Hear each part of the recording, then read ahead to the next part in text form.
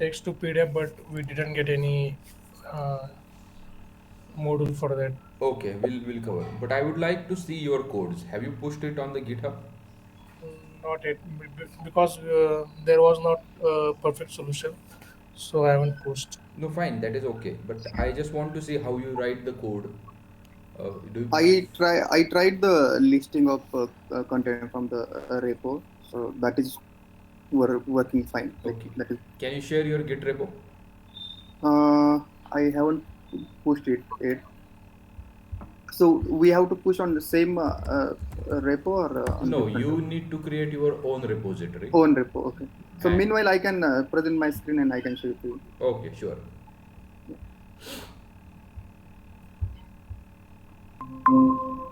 But remember, all of you, you need to create your own Git repository Okay. and you need to push all the codes over there. So I have created that file in our project itself, the day 2. So I think I need to create a new project and I need to. Yes, yes, yes. Yeah. No problem. You can take your time and Yep. by end of the day you can push it. Okay? Yep. Yep. So, So- I tried this one, reading the content inside the file. So I created this test folder over here, and I have created Just a moment. dump. Just moment. Yeah. I'm just getting your screen.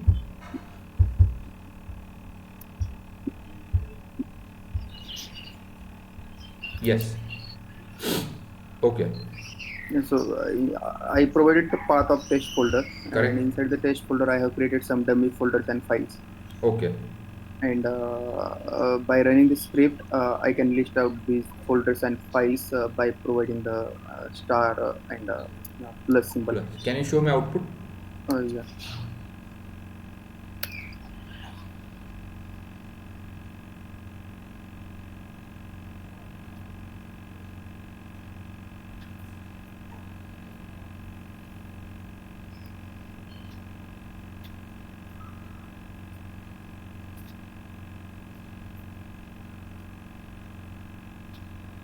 Yeah. So Okay. folder plus and file with a star. Start. Okay, that you Yeah. can get now. Yeah. Okay. But requesting you all, what you need to do whenever you complete your project, whenever you complete your assignments, you need to push it to your Git repository. Okay. Okay, please create your own Git repository so that I can check your codes and give you feedback over there itself. Oh, okay. Sure, sir. Because I would like to see codes over here, then best practices, some improvements, some algorithmic efficiency checks, and other things I would like to do. And on that part also, I would like to tell you how that can be improvised.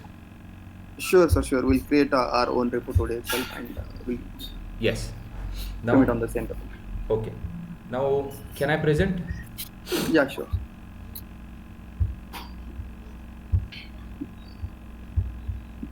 Our today's topic is related to the JavaScript, JS shorts. I'll draw over here little bit,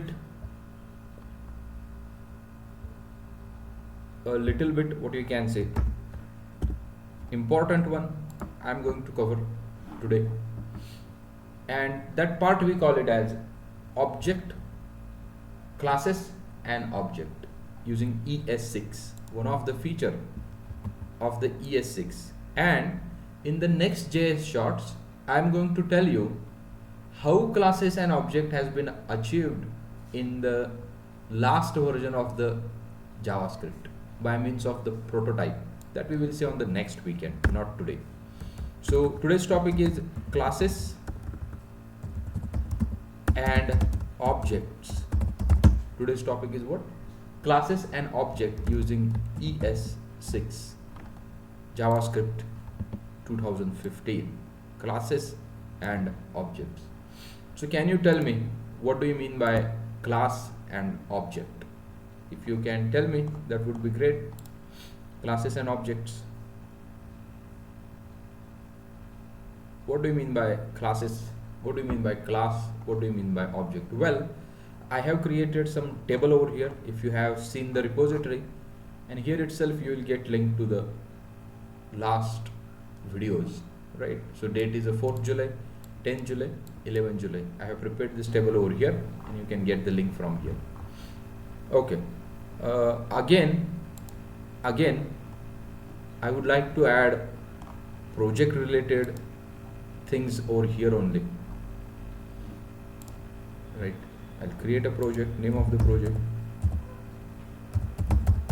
assignments. So here these are daily, or these are assignments. These are assignments.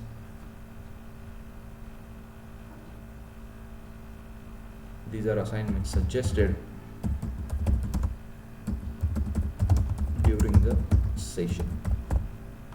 Okay, template is done. Let's create the project. So you will get all the details over here, straight away over here. Fine. Now please tell me what do you mean by classes and objects? Classes and objects. What do you mean by class? What do you mean by object? What do you think on this? I just need your idea. We can call class is one kind of template which contains methods and variables. Okay. And what is object? Object is nothing but I think a copy of that class where we can access the class methods and variables from the object by creating the object. Okay. Fine. Let me explain you. That is correct, right? But we need to explain in bit deeper level. What do you mean by class? What do you mean by object? And this is the beginning of object-oriented programming. Remember that this is the beginning of object-oriented programming. This is the beginning of object-oriented programming. Right. What is object-oriented programming? If you want to understand, first you need to understand what is class, what is object, right? And after that, how it is implemented in ES6. That is another story. How different programming languages implement object-oriented programming. That is another story. But foundation, you need to know what do you mean by class, what do you mean by object. Okay. Now remember that when you talk about classes, you are talking about a structure to be created in a memory. It's a blueprint of the structure that is going to be created in the memory. What I'm saying? Now consider that I'm creating something like this, which is having one star, one plus, you can say one triangle, one square, right? So you have just written it on the paper. You just have written it on the paper. Consider that this is a whiteboard is paper, right? You have written it on the paper. Now you are saying that I want to have, or let's take a more precise example. I want to create a mobile cover, right? I want to create a mobile cover like this, where this much portion is open. Screen is this much portion is open, right? And this much portion is non-touchable. I want to keep this much portion as non-touchable. This is non-touchable area, and only means this is our smartphone. I would like to keep this. I would like to add this. I would like to add this cover to the mobile in such a way that only this much part is touchable and rest of other part, right, is non-touchable. And that's why I want to create this mobile cover. I want to create what? This mobile cover. So first what you did, you have drawn the picture or whatever is in your head, that you have drawn on the paper, right? Next step is what? Consider that I have a 3D printer. This is my 3D printer. here I can say 3D 3D printer, and whenever I am going to submit this design to the 3D printer, 3D printer is going to give me the actual mobile cover. Actual mobile cover. Getting that? So this is on the paper. So this mobile cover is on the paper. Now this representation of the mobile cover I am going to submit to the 3D printer. Then 3D printer is going to read all the details of this thing, right? And it is going to create actual physical, what you can say, mobile cover. Physical mobile cover. Remember that this thing is something different. This has no existence, right, in the terms of material. But what 3D printer is going to do, it is going to go to the details of this aspects, correct? Then it is going to add some plastic, and by means of plastic it is going to create one physical mobile cover. This is unreal. There is no existence. Existence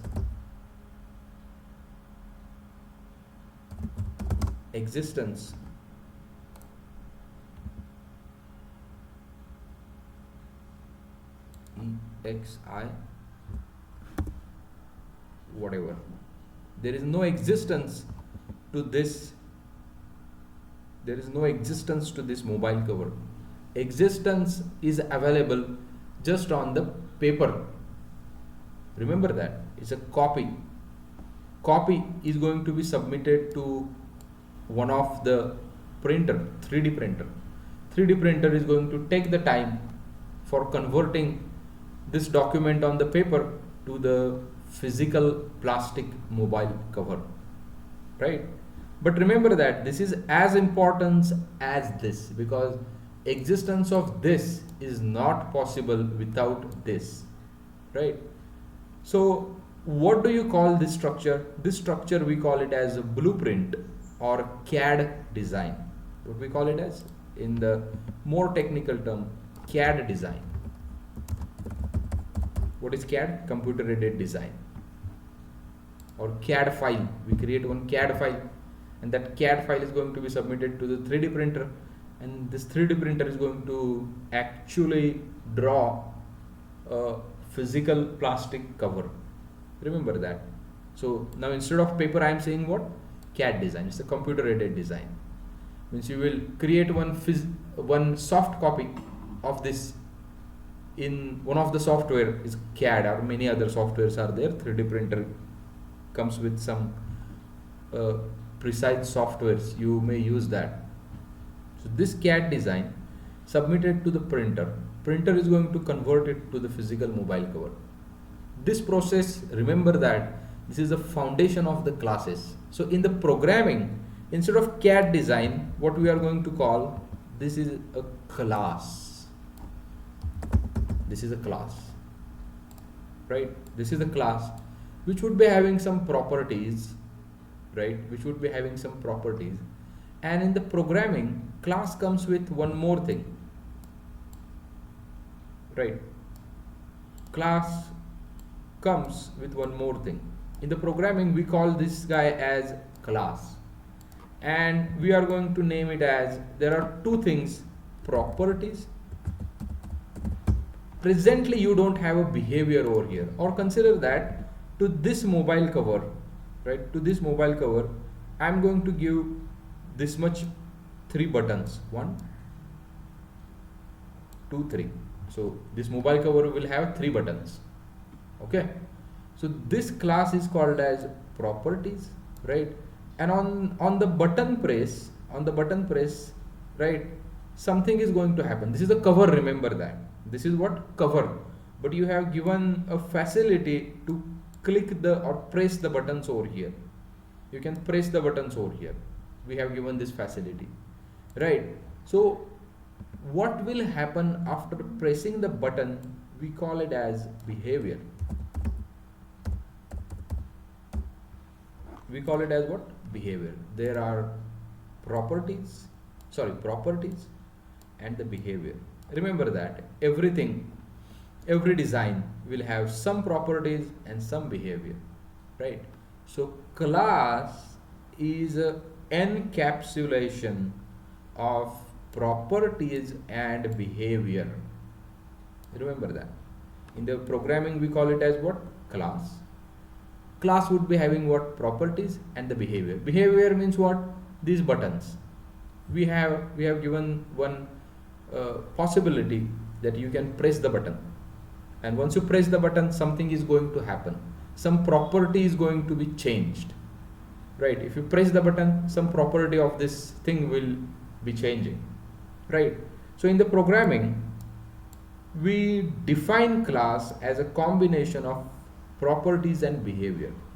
Okay, in a programming, again I'm repeating, we define class as what you can say, we define class as combination of properties and behavior, right? And there is a relation between these properties and behavior. Behavior act on properties. Behavior act on properties. Remember that. Behavior and the properties are connected. Now, let me close all these things and open the recent one. This is the recent one. Okay. My app. Now here we can create new folder.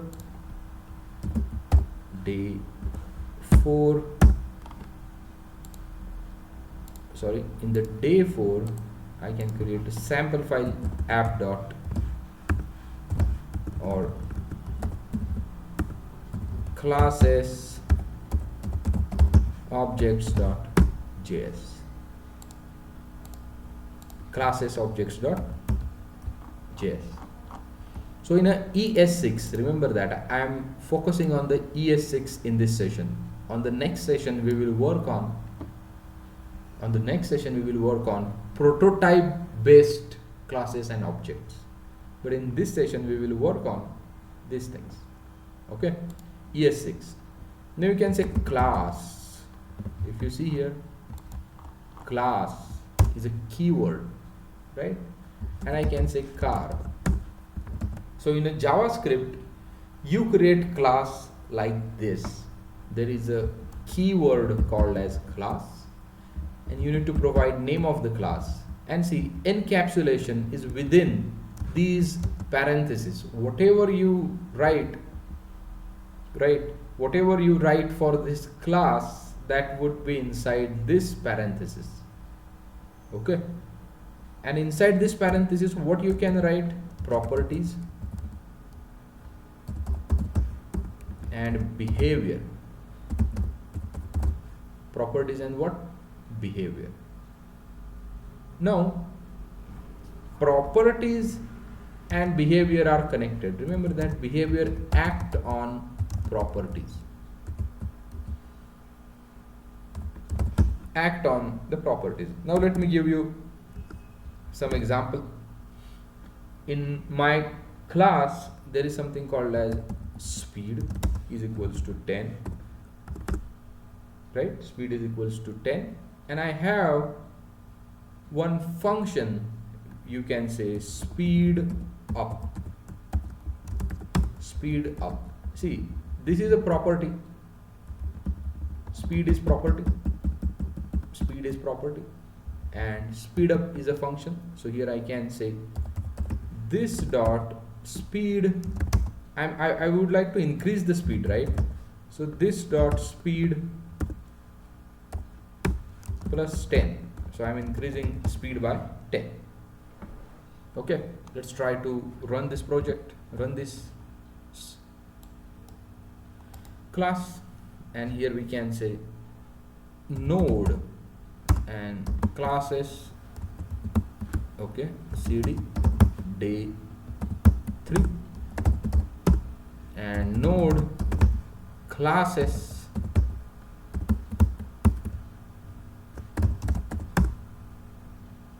okay, it's a day 4, I'm sorry.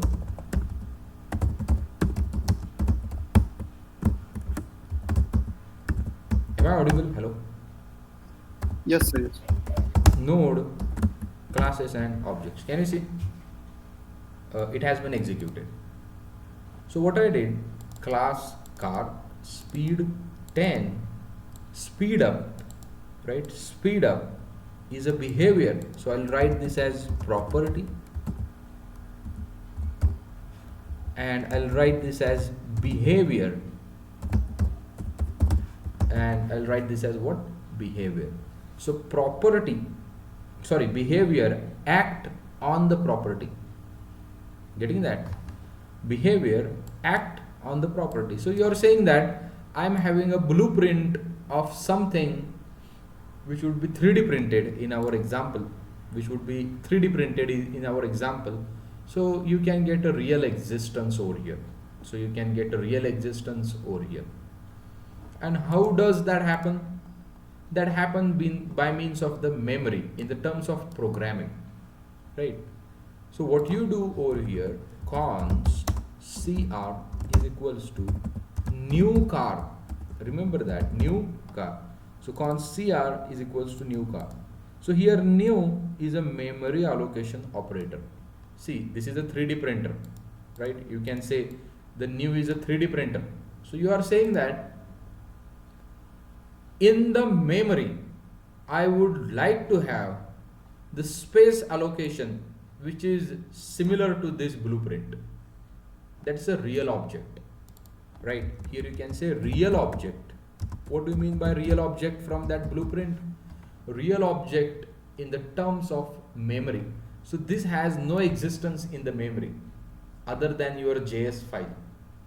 So JS file is going to be stored on the disk, but whenever you run the program, now whenever you run the program, line number 12, right, finds something called as car on the disk, and it allocates memory for this type of data.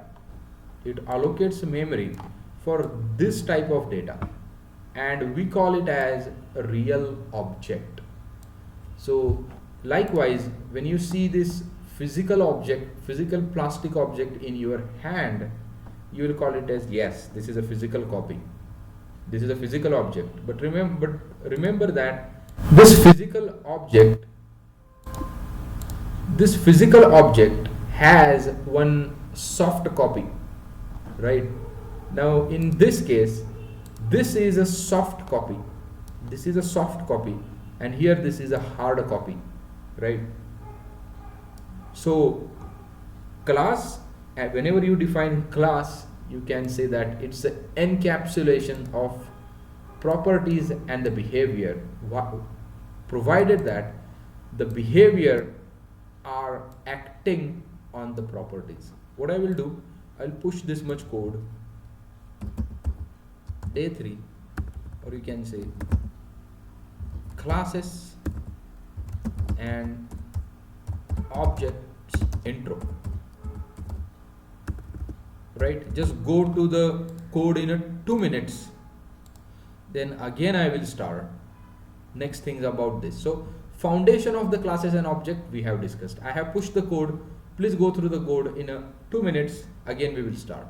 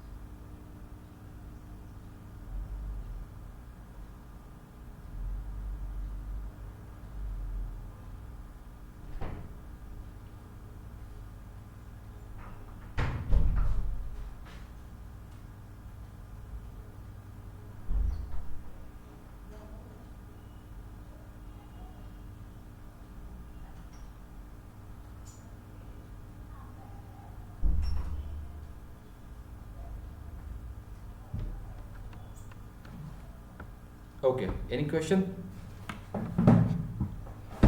Any question?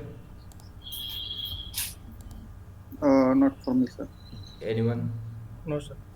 Okay. Classes and objects, remember that we are learning the foundations, which are really important. Okay. Now these methods, we call it as behavior, right? Let's try to call that method cr dot speed up. Okay, and let's try to console dot log and this dot speed, console dot log this dot speed. Let's try to run the project. Yeah, can you see it's 20? Here you get the output 20, and that is correct, which means that this setup is working. This setup is properly working. Okay, now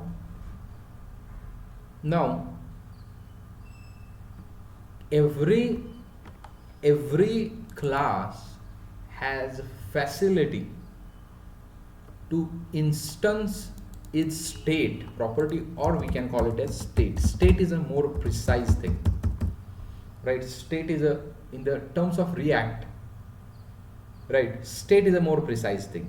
In the terms of Java also, state is a more precise thing. In the terms of object oriented principles, to the property we will refer as state, right? To the properties we will refer as what? State. State is nothing but a state of your object, state of your properties, values of your properties at given point in time. So when we call a state, remember that you are talking about time. At what time speed is having what value? At the particular time speed is having particular value. Remember that when you talk about the state, state is always in a context of time, right? So before creating invoice, what was the state of your account? After creating the invoice, what was the state of your account? So before and after, right? So that is belonging to time, and that's why in a programming we call it as state. State represents values of your properties. State represents what? Values of your properties at given point in time, at given time. Okay, fine. So let's have speed and ignition. Let's have one more thing. Ignition, false, is a false. Okay, now new is a memory creation operator, and this thing, it's something called as constructor. So real object is equals to memory creation operator plus constructor plus what? Constructor. Memory creation operator plus constructor. Now constructor, right, is used. Let's do that. Constructor is a keyword. If you want to write, if you want to create a constructor in a JavaScript ES6, right, you need to write a keyword. So constructor is that thing where you can assign values to the state at the time of creation of object. Assign values to state, right? Assign values to the state at the time of object creation. At the time of what? Object creation. For example, this dot, even if you have written constructor, these things are optional. Straight away you can write like this. This dot speed is equals to 10, and this dot ignition is equals to false. At the beginning your car would be false. Let's try to run the project again, and here we can say node classes and object.js. Again, it's 20, means whatever setup we have changed from this to this, and this is a more recommended approach. You'll create a constructor and you'll write a state like this dot speed is equals to 10, this dot ignition is equals to false, right? So it is not necessary to define over here, but you can define it inside the constructor block. You can define it inside what? Constructor block. So when you talk about constructor, remember that you are talking about a block or a function that gets executed at the time of object creation for assigning values to the state of the class, right?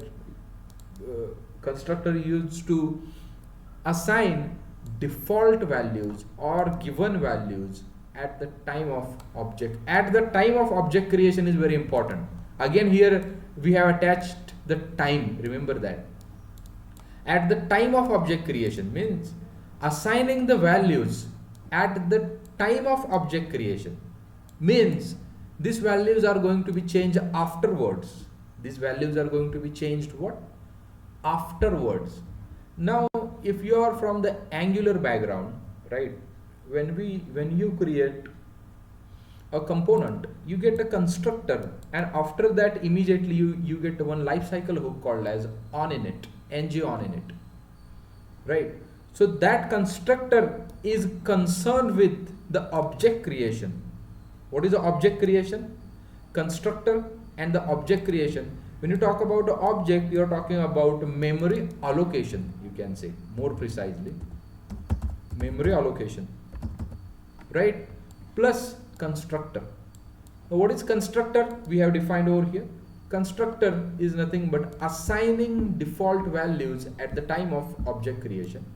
I was talking about the Angular's reference. After the immediately constructor, there is a onInit, right?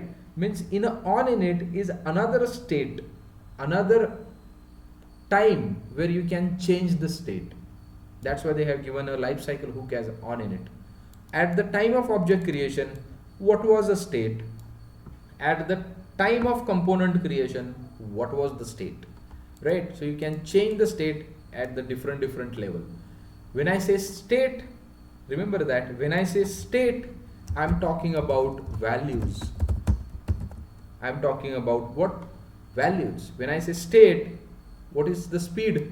You can consider state 10 and ignition is false. So when I say state, I'm talking about the values. Remember that. So constructor is that part. Constructor is that part who takes care of assigning values at the time of object creation, right? Well, you can write like this also, SPED and ignition, right? So this dot speed, remember that. Now this, I'm coming to point, what is this? What is this? I'm coming to this point in a moment. Here you can say speed. Remember that this speed is pointing to this speed, but this is pointing to something else. We'll discuss that. So this ignition is pointing to the local variable of the method, or you can say constructor, like this. Okay, speed. Sir, Yeah. here this is keyword, or we can have Keyword. it. This is a keyword. You cannot write ABC over here. Okay. This is a built-in keyword, has some special significance. I'm going to talk that in a moment. Just a moment. Okay. Just write me this thing. Now see, earlier there were nothing over here, but now I can say speed is 100 and ignition is on or true. On means what? True. Ignition means what? True. Now let's try to execute the project. Can you see now 110 would be the speed? Means whatever you have passed over here, that is working precisely. That is what? Working precisely. Okay. Now I said that there is something called as this. There is something called as what? This. Remember that when you talk about this, right? I'll go to the speed up method and console.log this. Go to the speed up method, console.log this. Remember that when you talk about this, you are talking about current object in the reference, right? Now see, here you create const cr. Now please tell me, what is object over here? This cr is a object or this one is a object? What do you think? cr is a object or new car is a object? CR must be object, sir. Okay, anyone else?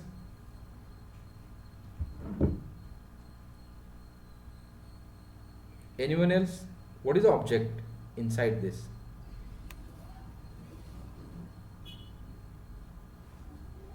Remember that CR is object reference variable and new car is the real object. This is object and CR is object reference variable. The variable who holds a reference to the object is a special variable. In the terms of C, it's a pointer, right? If you talk in the terms of C and C++, this guy is a pointer, but forget about that. Is a variable, CR is a variable that holds a reference to the object. CR is a variable that holds a reference of this object and real object is this. Remember that. Okay. Now if I say this, right, it is pointing to this object. So whatever object is means const cr is equals to new cr you done over here. And what you did, cr dot speedup. Now here this internally replaced by this, the address which is holding by cr. I am just going to name it as cr. So const cr is equals to new cr and cr dot speedup and cr dot what? Speedup. So cr can be replaced by this. So cr dot speed, cr dot speed, cr dot speed and the cr. Means here your this is going to point to that object which is in the current execution. I'll tell you. Let's try to run the project. Yeah, can you see? It is pointing to the car and whose state is 110 and ignition is true. So this is pointing, remember that. So this is pointing over here, okay, to current object with some state like this. Now I would like to show you one more thing. Console.log this. Console.log this. Let's clear it. Well, this is something different. I would like to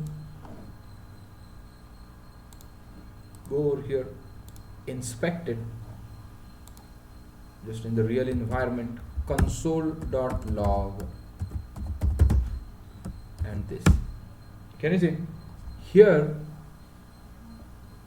this is pointing to the global window object. If you see here, this is pointing to global window object. Let's try to add one function. Say hi. Now I am writing this inside the class which is having different meaning. I am writing this outside the class which is having different meaning. Now if I go here, console.log hi, and let me call hi like this. Yeah, can you see now? So this is within the class, and this is pointing outside the class. Getting that? So this is by means of this, and output of this is this line. Output of this line is this, and output of this line is this much.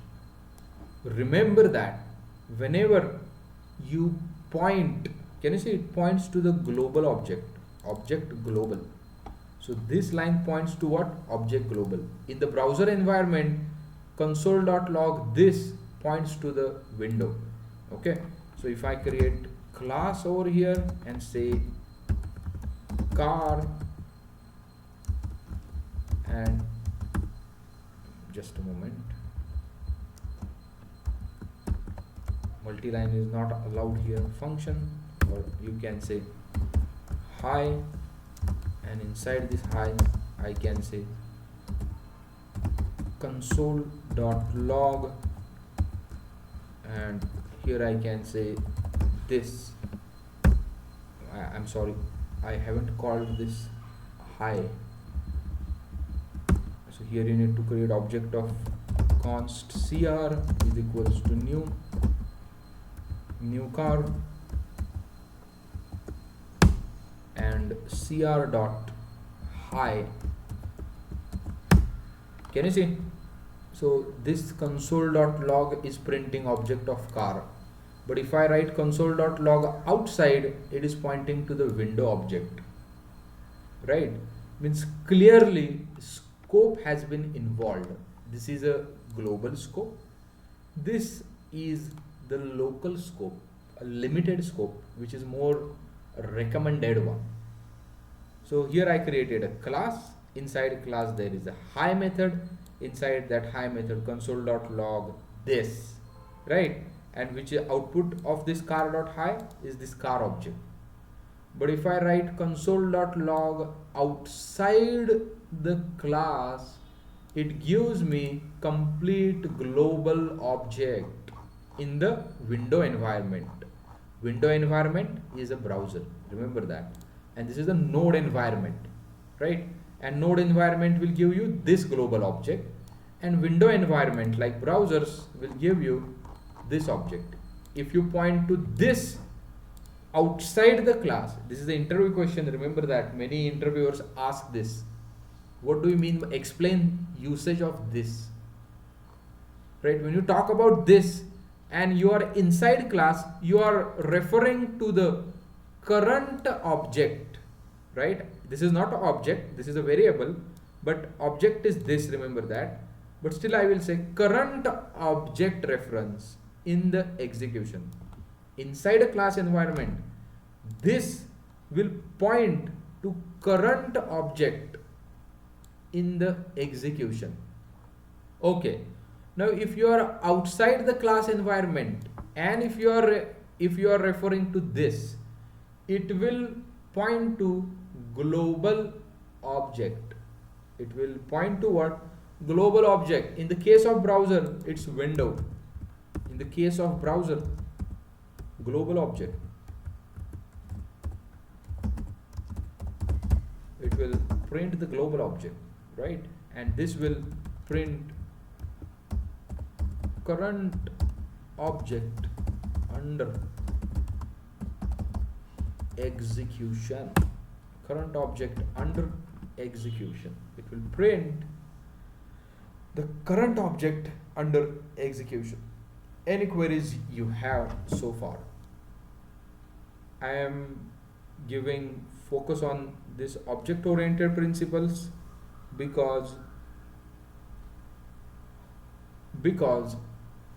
it is really important to understand these things, right? No matter which programming language you are, but right now I am talking typical to the JavaScript.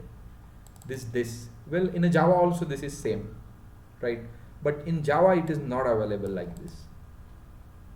Fine. Any queries you have? So we discussed what do you mean by this, what do you mean by constructor, what do you mean by class, what do you mean by object, what is object reference variable, right? How to create object and like that. Okay. Sir, one minor question. Yes. Uh, we have consult this inside the speedup. Okay. So it is showing only the properties of the class. Yeah, it's reference. It is showing this object. Remember that. So this is showing this object. So this object contains the speedup behavior. So is it not Remember showing that state is always pointing to what you can say your properties. Right. Right? State is always, if you see here, property is nothing but the state is nothing but the values. That's it. So it will not show you the behaviors. Behaviors are the things which act on the properties. So importance is given to the state, this and this. This is really important. What's the value of the speed and ignition right now? Right? Because speed up is going to act in a same way, no matter you call at what time, at just immediately after constructor creation or after getting some web service response and other you call a speed up. Speed up would be all the time speed up. It is just a process of changing your behavior. Ultimately, what's the intention of speed up? What's the intention of speed up is to act on the speed variable, right? So importance has not been given to this, but importance and the priority has been given to this, and that's why if you see here, it just show you the values. So what if I want to call speedup method from the other method inside the class only, not from the object? Okay, see, from the high you want to call speed up. Make sure that you from the inside from the class only, inside the class. You can have, you can say turn on or on, I can, or turn on, right? And then I can say this dot speed up. So that means this contains the method also, right? This speed up method. So you mean to say, yes, see, this is this CR and this is same. If this CR is containing CR dot speed and ignition, right? It also contains what you can say. See, you're just confusing. At the time of showing, it is just showing you speed and ignition, which doesn't mean that this is not pointing to the behavior, right? It is already there. Are you getting that? But why to show the speed or turn on and you can say speed up over here? It is unnecessary because that is the same all the time. Are you getting that? Okay, so you mean this has those methods, but absolutely. It's not showing only the behavior, it's only showing the state. Why? Because speed up is all the time same. Okay. At any point in time, the code of the speed up is same. That it is not going to change any time. Getting that? But these values are going to be changed over the period of time. The speed and ignition is going to be changed all the time, every time, right? And that's why here you just see values, which doesn't mean that it doesn't have a behavior, right? It is pointing to all the things which is available inside this memory location. Remember that. So this memory location, right, is having both properties, allocation for the properties as well as the methods. Getting that? Yes, sir. So memory for the type car has been allocated for both properties and its methods. So on the heap you will get both the things, but at whenever it's time of printing, right, it will just print values. And I think you can print complete also, console.log json.stringify. I think it also won't print everything, just say cr.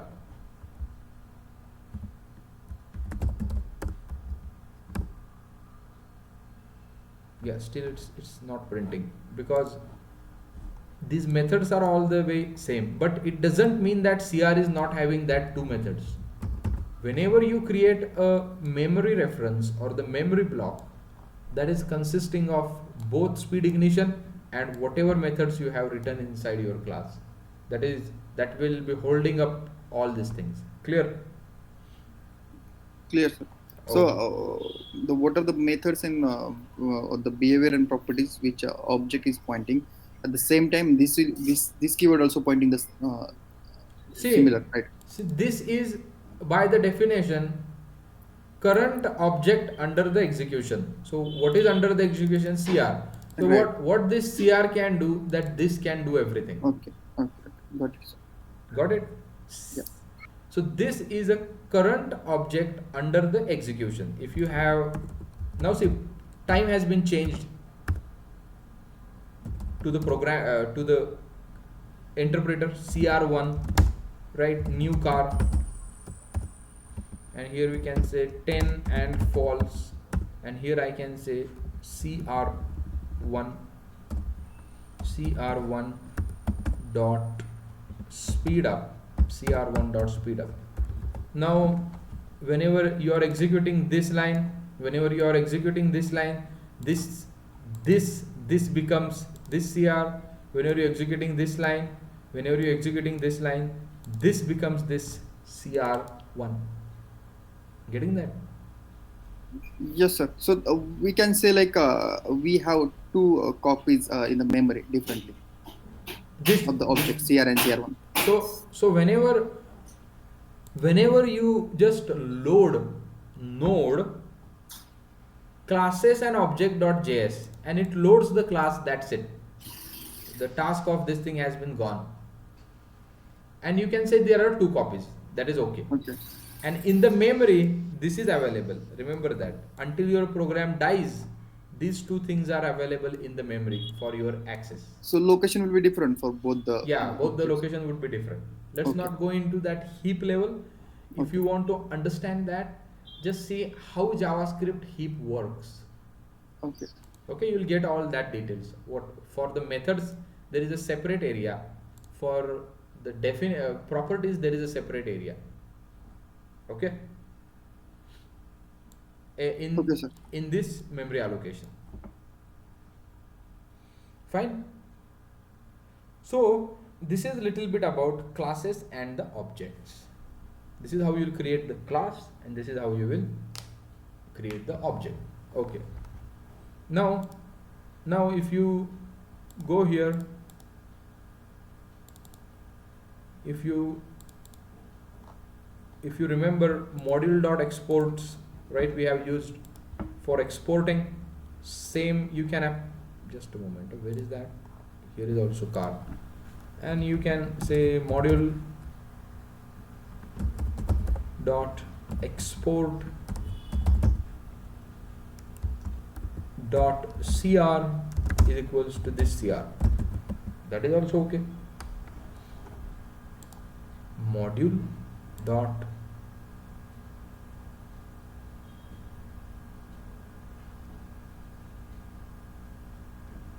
okay, if you see module dot exports dot cr is equals to cr. Now if you want to, let's create one file, main.js, and if you want to import, const require const cr is equals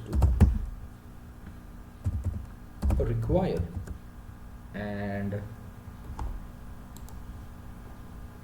require, where is that?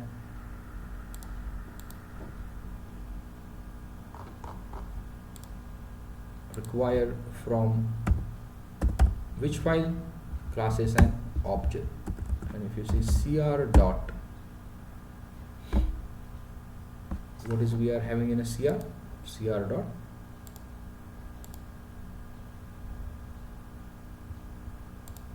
speed up, that will also work.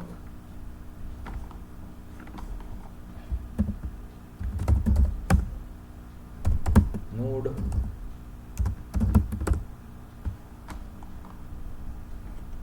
main.js, and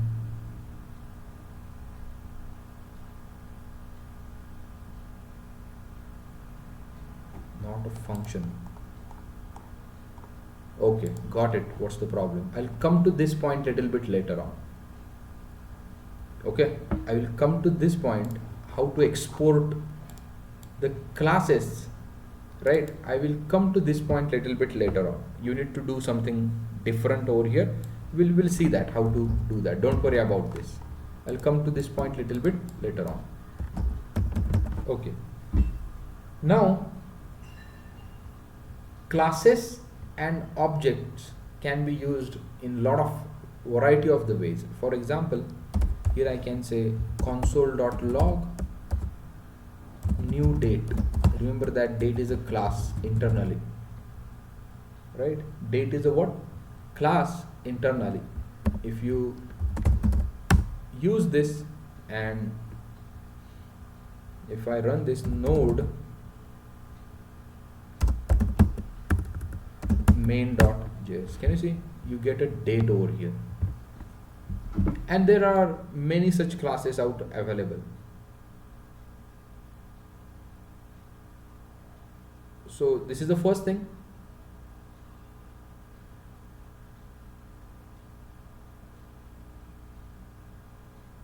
JavaScript, if you see console.log new date. What is a date? If you go to the date, well, it will show you. Well, it is coming from the TypeScript. Just forget about that. This is when d.ts file is there, it is showing you from that. But internally, date is a class in a JavaScript. Okay.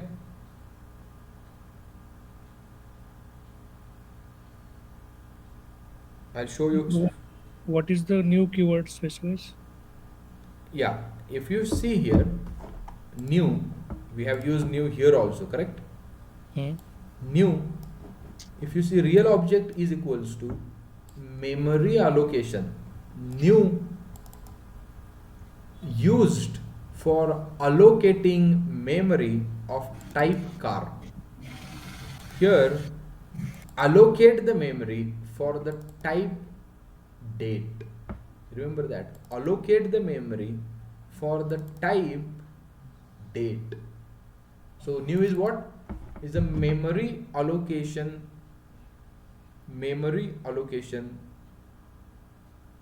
you can say operator. Date is new is what? It's a memory allocation operator. Clear? Okay.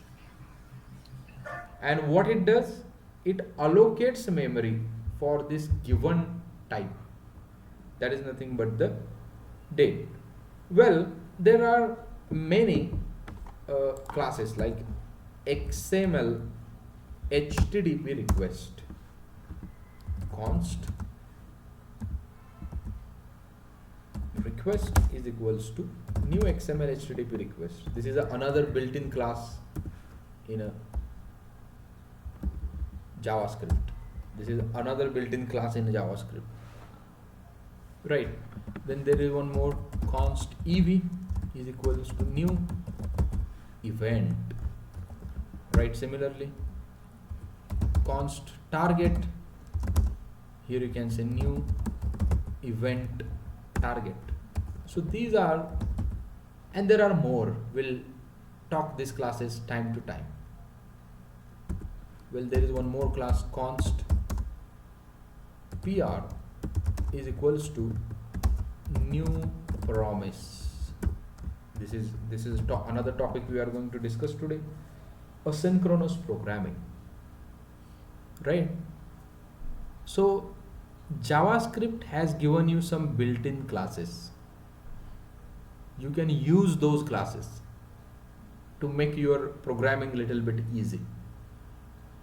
Then JavaScript has given you a facility or ability to create your own classes like this. So in the terms of object-oriented programming, classes and object gives you a reusability concept. Classes and object gives you, or classes gives you the reusability. Likewise, you have written a date class, and that date class is pretty common. You are going to use everywhere. So you would be creating date.js file, and that could be a class. That could be a class. Okay, that could be a class. And so that every time you just need to import it and use it, import it and use it. And that this is how reusability has been achieved in a JS by means of the classes. Okay, just a moment.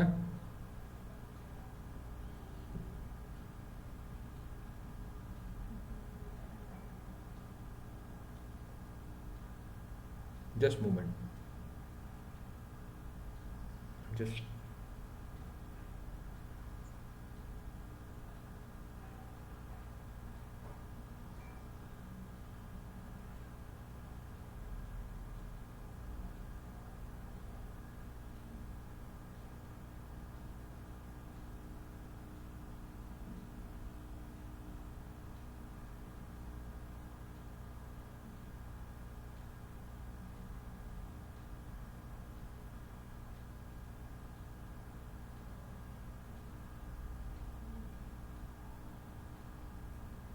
okay. Okay, so classes and the object, and these are few, what you can say, built-in classes that we have seen. Now let me comment it out. Do you have query, or shall I move to the next topic, or you just want to go through the code once? My next topic is async programming. Async programming. Okay, so my next topic is what? Async programming.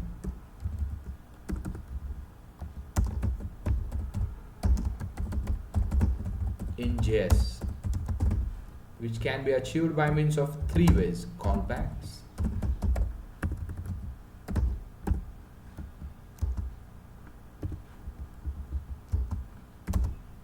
promises, ES6 feature,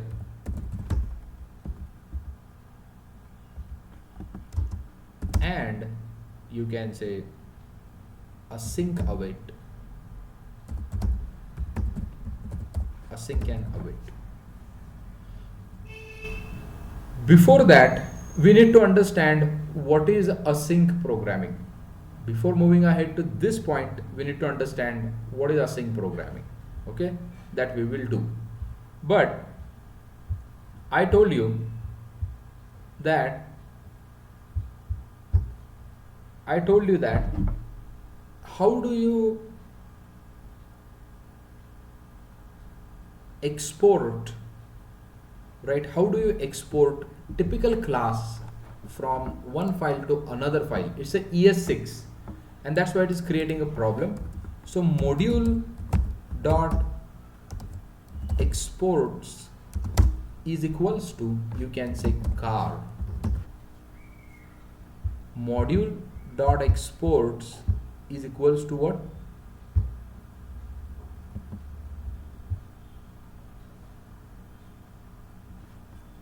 When you say module dot export, see, this is another thing. Just a moment. Module dot exports is equals to car. Before going to this thing, I just want to show you console dot log. Can you see here? You are just passing a car. What do you mean by this car? This is not an object anywhere. If you see, this is not an object. This is name of just car. So if you do this thing, just log it and see what it prints. Well, before printing this, I would like to comment this out.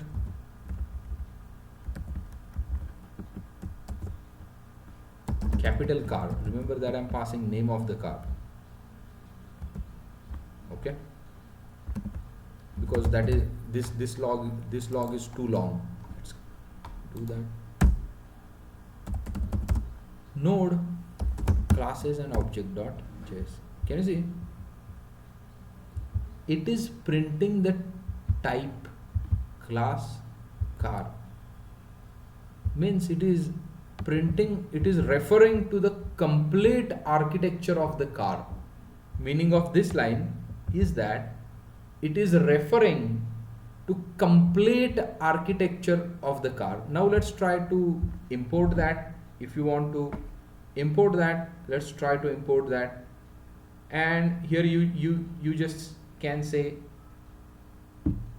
require, same thing.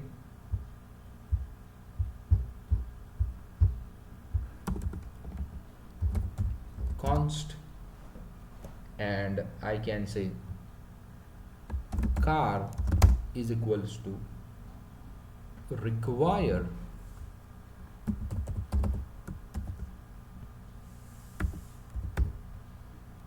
classes and objects. Now let's try to run the code.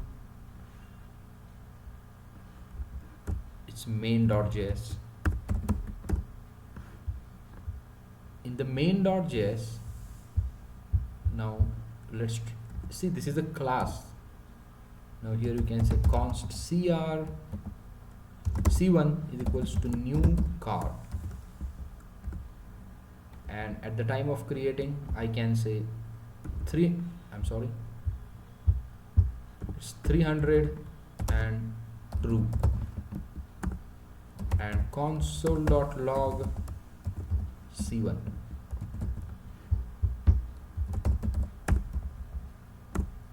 Yeah, can you see? You are printing c1 over here, and when you make a require, all the statements inside this thing would be getting executed. All the statements means it would be getting executed, it would be getting executed, everything would be getting executed, and that's why here you are getting output like this.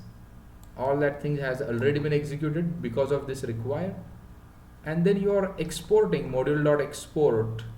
Here you are exporting module.export the type information of the car. More precisely you can say here you are exporting type information of the car.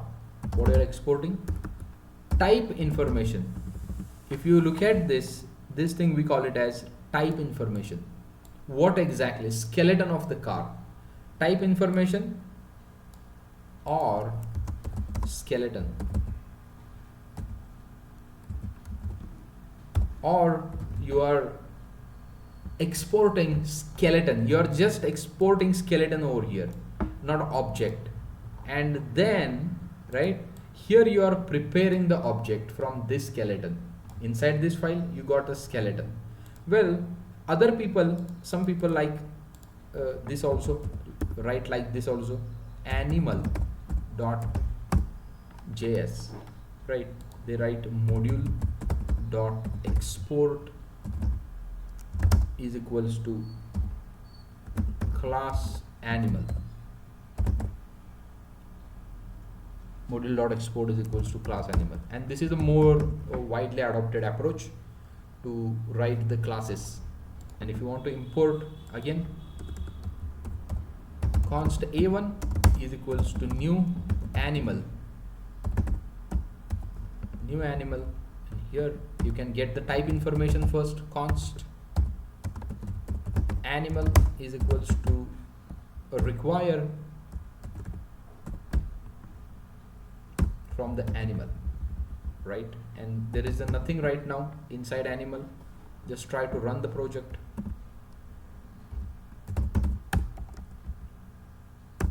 Yeah, I think we haven't printed the A1.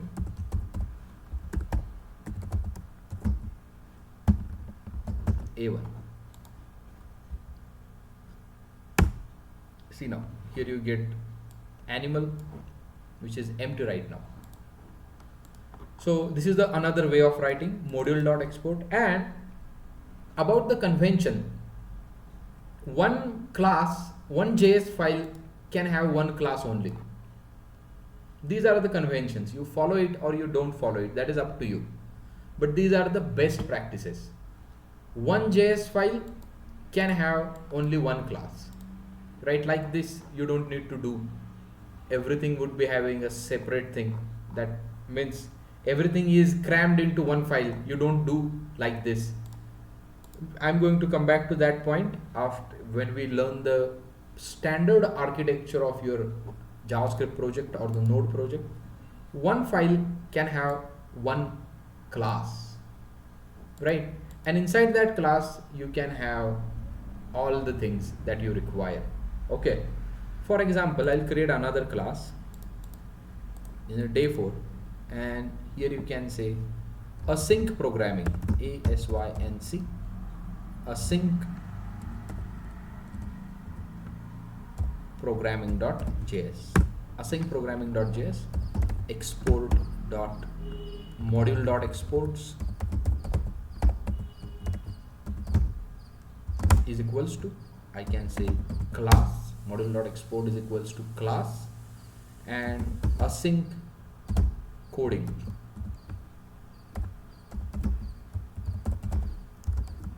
is nothing but what?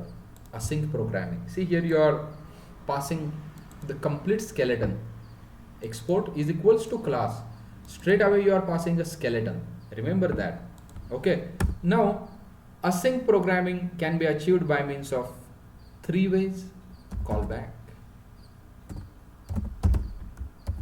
By means of callbacks you can achieve. Then by means of promises you can achieve. By means of promises you can achieve, and by means of async await you can achieve. By means of what? Async and await you can achieve. Okay, so this is your what you can say simple class you have created over here. Now if you want to use it in the main, what you will do? Again you will require it const async programming, const async programming, and then you can create object of const as is equals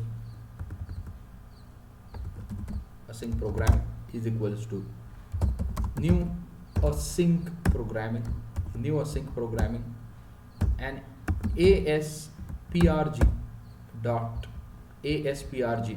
Can you see? You can call 3 methods: callback, asprg dot promises, then asprg dot async await. This like this. So I have imported this, right? So from this async programming, you have exported complete class skeleton or the type information. Then you have imported that over here. And you have called it like this. Then I can say console.log asprg. Okay. Well, let me push this much code. Here you can say exporting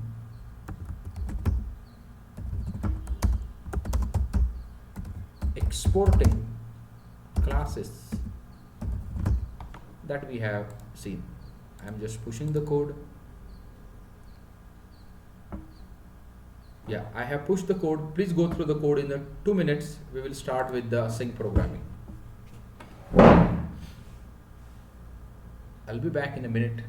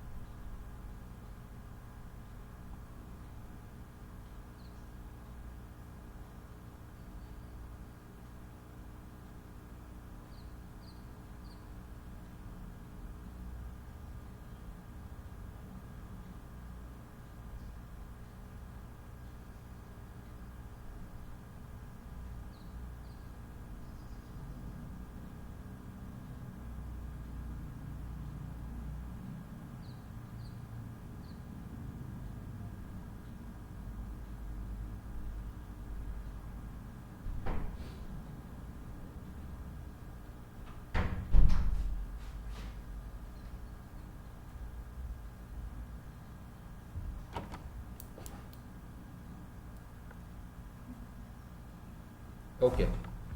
Any questions? Any questions you have? Hello? Am I audible? Not for now. Okay, day 4 also has been exporting the classes 3 minutes ago. Okay, main.js, everything is there. Now,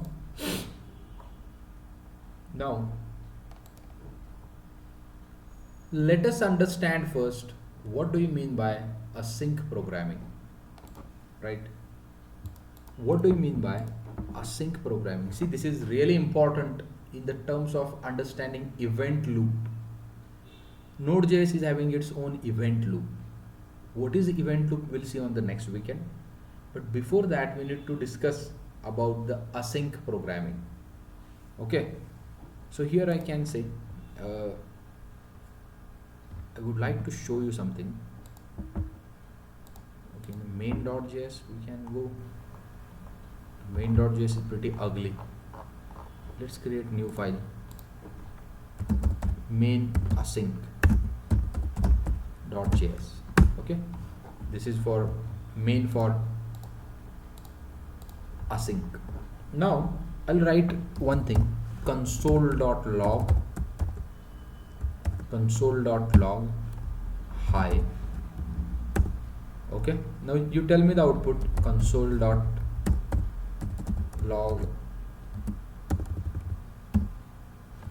hello. So if I run the project, what would be the output? You please tell me. Hello? It will print both. It will print both? Hello? Hi and hello. It will print both words. Okay, it will print both word. But you just said it will print hi and hello both word. But remember that sequence is important. First it will print hi, then it will print hello. Okay? Remember that. Now I'll write a function and you can say hi, and I will write another function hello. I'll write what? Another function hello. These two functions I have written. Now see, I'll use these functions little bit later on. Now here I will write set timeout. Set what? Timeout. So timeout says that I am requiring first thing as a function. Remember that second parameter of a timeout is a duration. After how much duration this timeout should perform. So you are saying that after 1500 milliseconds, kindly call this past function. So you need to pass a function, or you can pass the lambda. That is also okay. Now here I can say, I am just going to write the simple console.log over here. So I can say in arrow or lambda, whatever. Okay. Now what I will say, hello, how are you? Now tell me the output. How are you? What would be the output? Hi, hello, in arrow, how are you? What would be the output?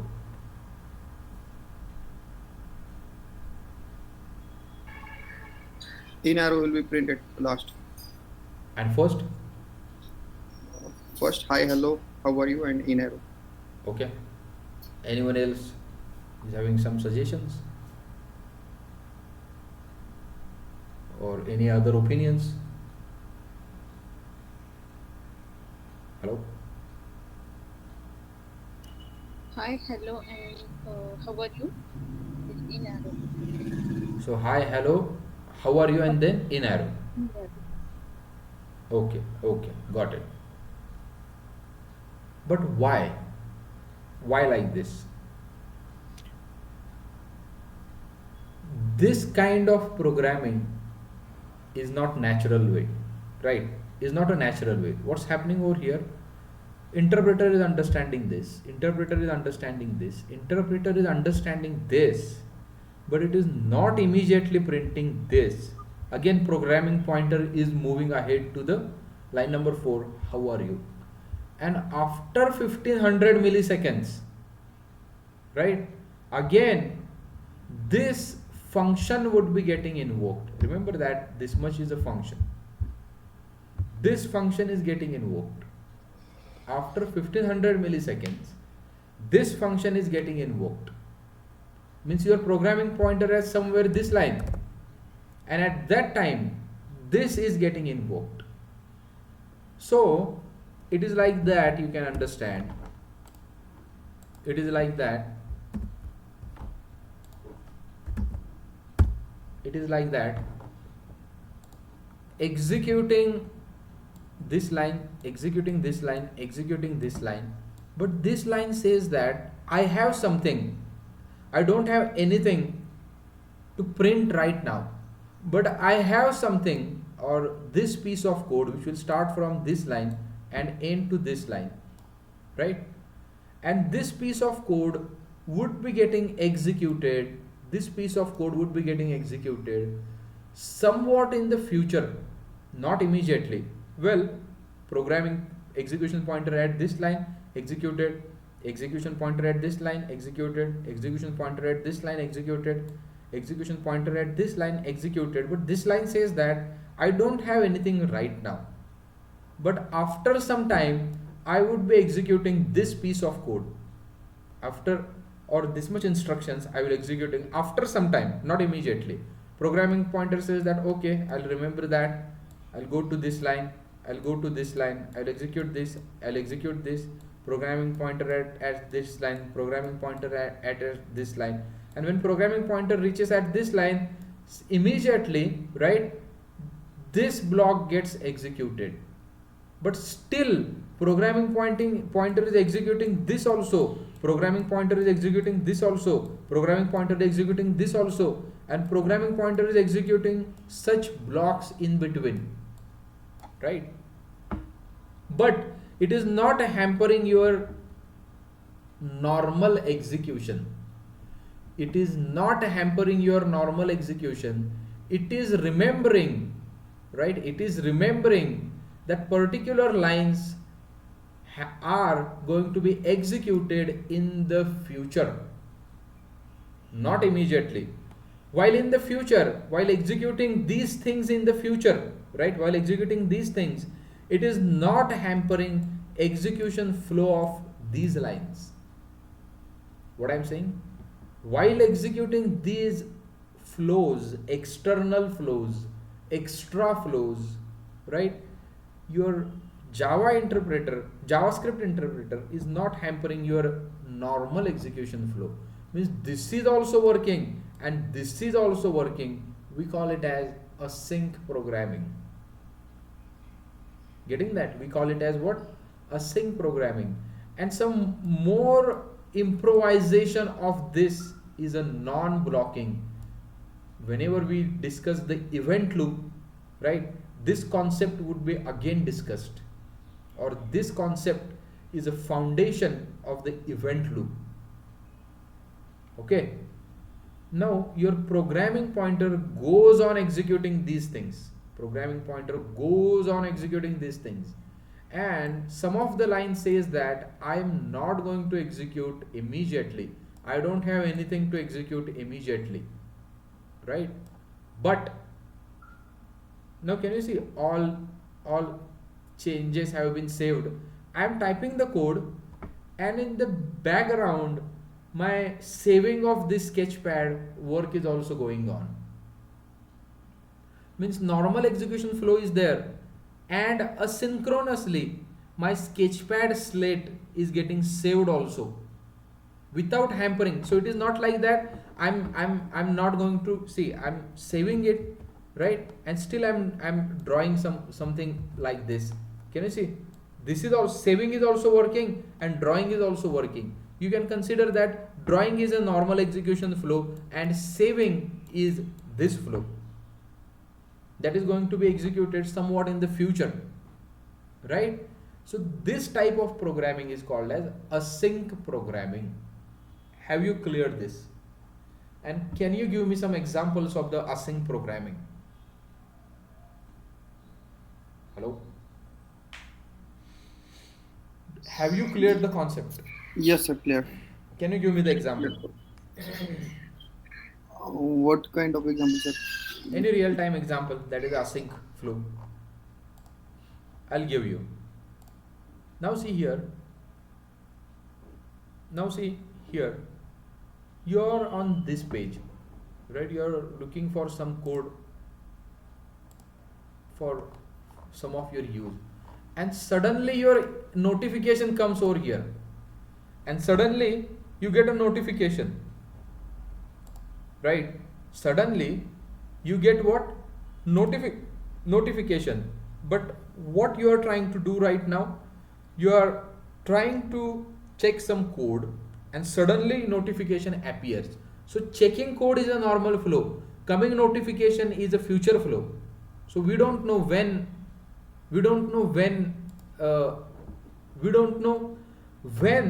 notification will come, right? So here says that, this line says that I have a particular thing that is called as notification, but that notification will not come immediately when you are executing over here, right? So whenever you push the code, whenever you pull the code, whenever you check the code, right, at that any point in time, this notification will come and I will execute this block again. Getting a notification is async flow. Another thing, you have a website, and below you have a website, and there you have a contact form over here. You have a contact form, and below that contact form there is an ad. One ad is running on the basis of your cookies. This ad is running on the basis of your cookies, but simultaneously you can fill the form. So, and there is a submit button. You press the submit button, one dialog will appear on this much part only, but you keep getting the ads. Async flow. Getting that? This is nothing but what? Async flow. Means, in short, async flow is that I don't have to execute right now, but I have something that would be getting executed in the future. This thing is called as async flow. Now, before ES6, we were implementing all these things by means of callback functions. Okay, I'll tell you what do you mean by callback function. So I can say CB over here. So CB, and inside that I call CB, if you see here. For this, to achieve this thing, your programming language should be functional programming language. To achieve this thing, your existing underlying programming language should be the functional programming language. Okay, what do you mean by functional programming language now? Functions are the first class citizens, right? Functions are the first class citizens. What do you mean by first class citizens? You can achieve everything by means of functions. If you have this thing, your programming language is functional. You can create a class by means of function, okay. You can pass function as a parameter, okay. Your function can return another function, okay. Your function can be assigned as a variable, okay. I'll explain the term this. Well, functional programming language has a wide scope, but I'm telling you short notes on that. Variable fn can hold the function. Console.log hi. Here I can say hi. What is happening?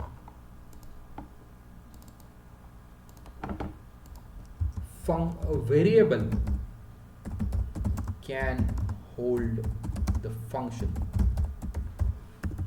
Variable can hold the function. Remember that fn is a normal variable which is pointing to the function.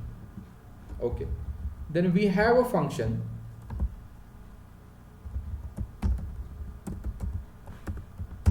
just a moment, just a moment.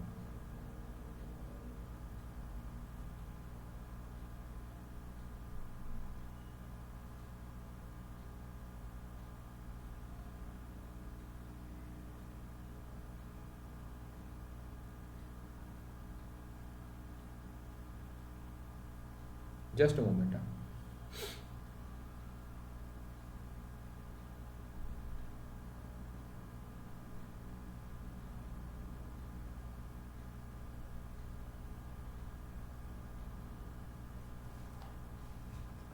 So functions can be assigned as a variable to the variable. Here functions can be passed as parameter. Can you see here? CB is a function, and that's why here you are calling the function. Then function can return another function. I'm returning the function. Remember that you can, if you don't want to write the lambda, you can straight away write the function. But there is also one glitch that we will discuss, right? So using the lambda or the arrow and using this type, there is also some things that you need to remember about that. So function hello, right, is returning the function. So here I have used lambda, one and same. Here I have used lambda, and that's why I'm using function over here, so that you will get to know that thing. Both can be used interchangeably. This and this can be used interchangeably. Okay. So here function returning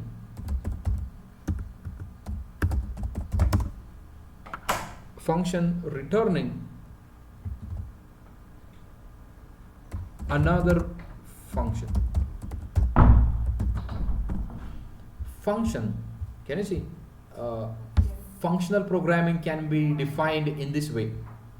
A function can be assigned to the variable. Function can be passed as a parameter. Function can be returned from the another function. Okay, now let me call that. Fn can be called like this.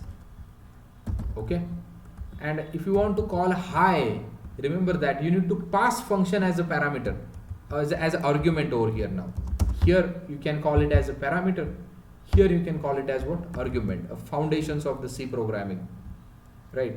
Now here either you can pass function in this way, anonymous function, here you are passing hi, and then here you are saying console.log I am a anonymous, ANONYMUS. I am anonymous function, I can say here. And remember that this anonymous function is getting called over here. Callback. After this is a callback, here you can say callback. I'll come back to that thing later on. But see here, hi, I have passed function as a parameter. Then again you can have hi. I'll show you how to pass the lambda. Here we are passing what? Lambda. Console.log I am arrow. Say lambda and write arrow, because JavaScript call it as arrow and the mathematics call it as lambda. So you can say lambda and write arrow in a JavaScript, but in a Java we call it as lambda itself, lambda functions. Okay, see here, now I have passed, I'll create another normal function normal. I'll name it as normal. I'll name it as what? Normal. Well, here you have passed and sorry, here you have passed anonymous function without name. Here you have passed lambda, where you can write hi, and you can pass method reference also. Method reference, you are referring to the existing method that you have already written. This is the method, and here I can say console.log I am normal function. I am normal function.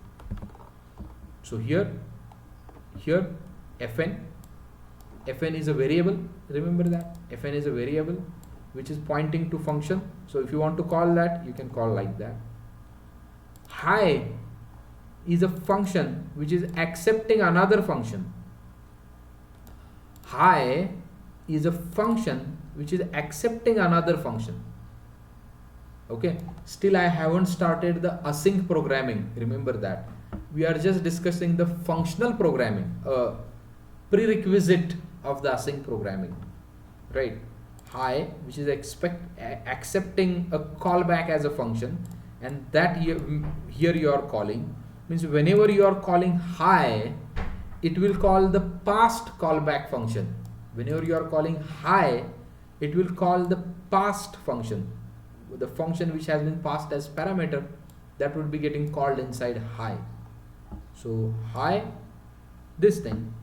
So here anonymous function, here arrow function, here normal function. Okay, remember that the three things I have shown you, because whenever you refer to the blog post or whenever you refer to the GitHub codes, you might find some people are using anonymous function. Normally nowadays people are preferring the lambdas, and in the older ones you will find the method references. You will find what? Method reference. I can say method reference over here. Okay, so this is about calling that variable. This is about calling hi function. Now one function returns another function. A function hello returns another function. So if you call like this console.log hello, if you call like this console.log hello, it will give me the output of this function. But how do I call this function? So here I can say console.log, and here I can say I am closure.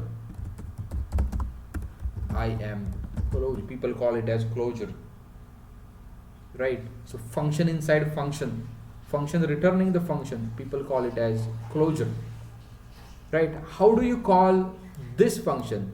If you call hello only this much, if you call hello only this much, it will call, I'll write one console.log, and here I can say I am hello. I am what? Hello. If you call this much hello, it will say console.log hello. I am hello. It will print this. But how do you call this function which is returned by this function, right? One way of calling that function is nothing but like this. Can you see? 2 means this much is going to return one function. This much is going to return one function. That function can be called like this, or you can say you can have const in fn, inner function, is equals to hello, is equals to hello, and console.log in fn, console.log what? In fn. Let me run the project now. Main async .js. See now here. See here. Well, let's comment out these things. I'll comment these things which are related to the async function, right? And these things are related, this will print you the output related to the async, right now, for now, I'm just holding this thing. I'm just parking it aside.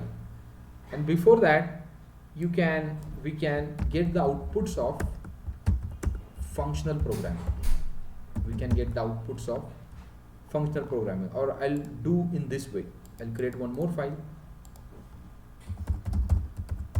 functional programming.js. Functional programming.js.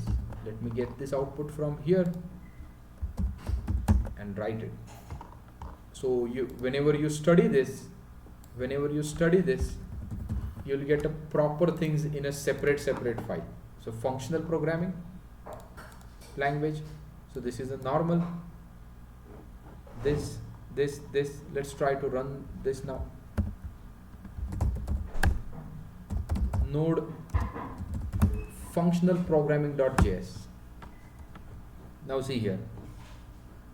Hi is coming from what? Hi is coming from this fn. Output of this fn. If you see output of this fn is hi. Can you see this hi is getting printed? Then next thing, output of this is I am anonymous function. Can you see here? Output of this is coming as I am anonymous function. Then output of this is coming as I am arrow. Output of this is coming as I am normal function. Normal is nothing but what? I am normal function, right? Then if you see here, then I am hello. Can you see this? Then you are calling what? After all of these things, you are calling this hello, line number 26. So this hello says that it is going to the hello function, and your hello function is this, which is printing I am hello. Can you see? Which is printing what? I am hello.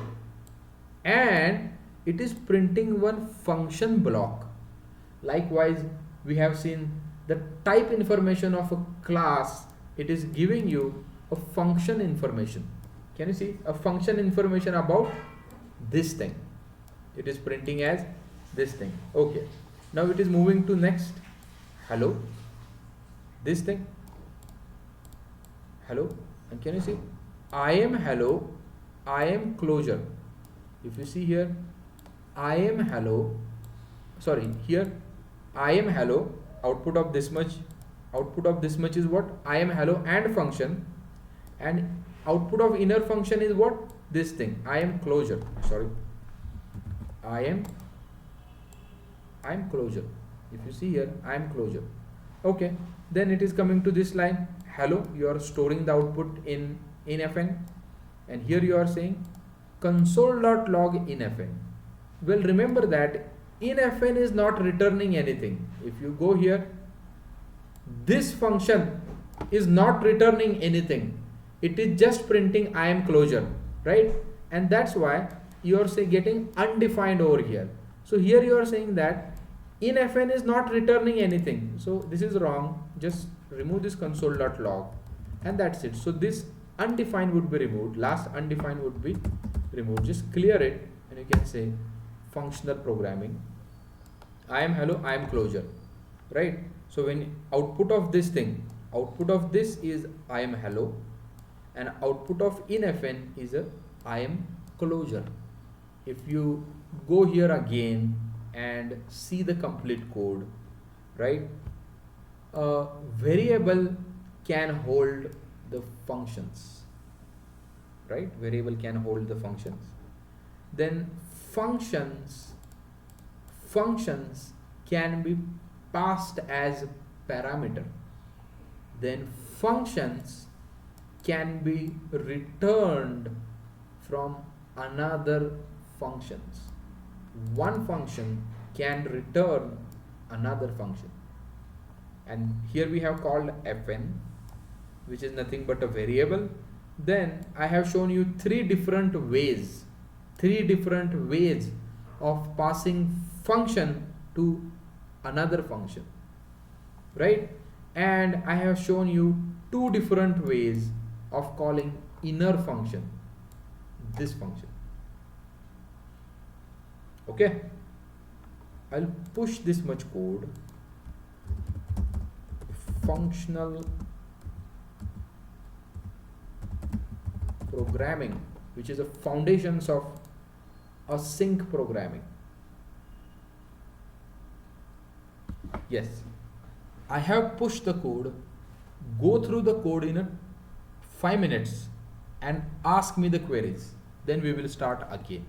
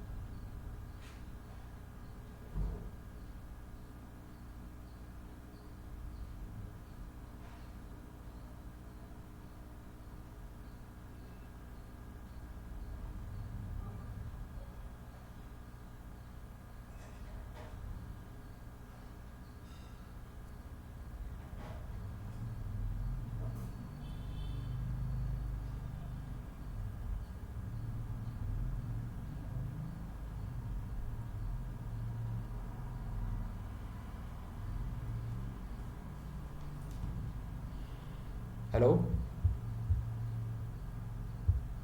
Hello? Any queries?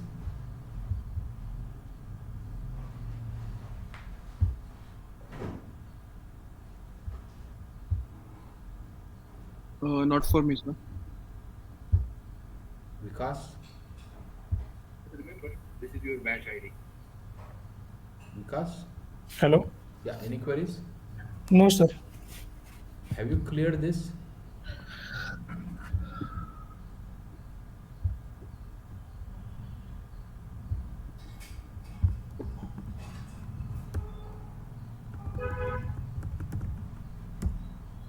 Any doubt on this?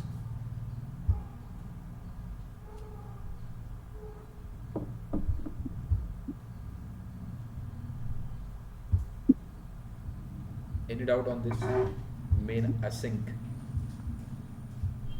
Not main async, it's a functional programming.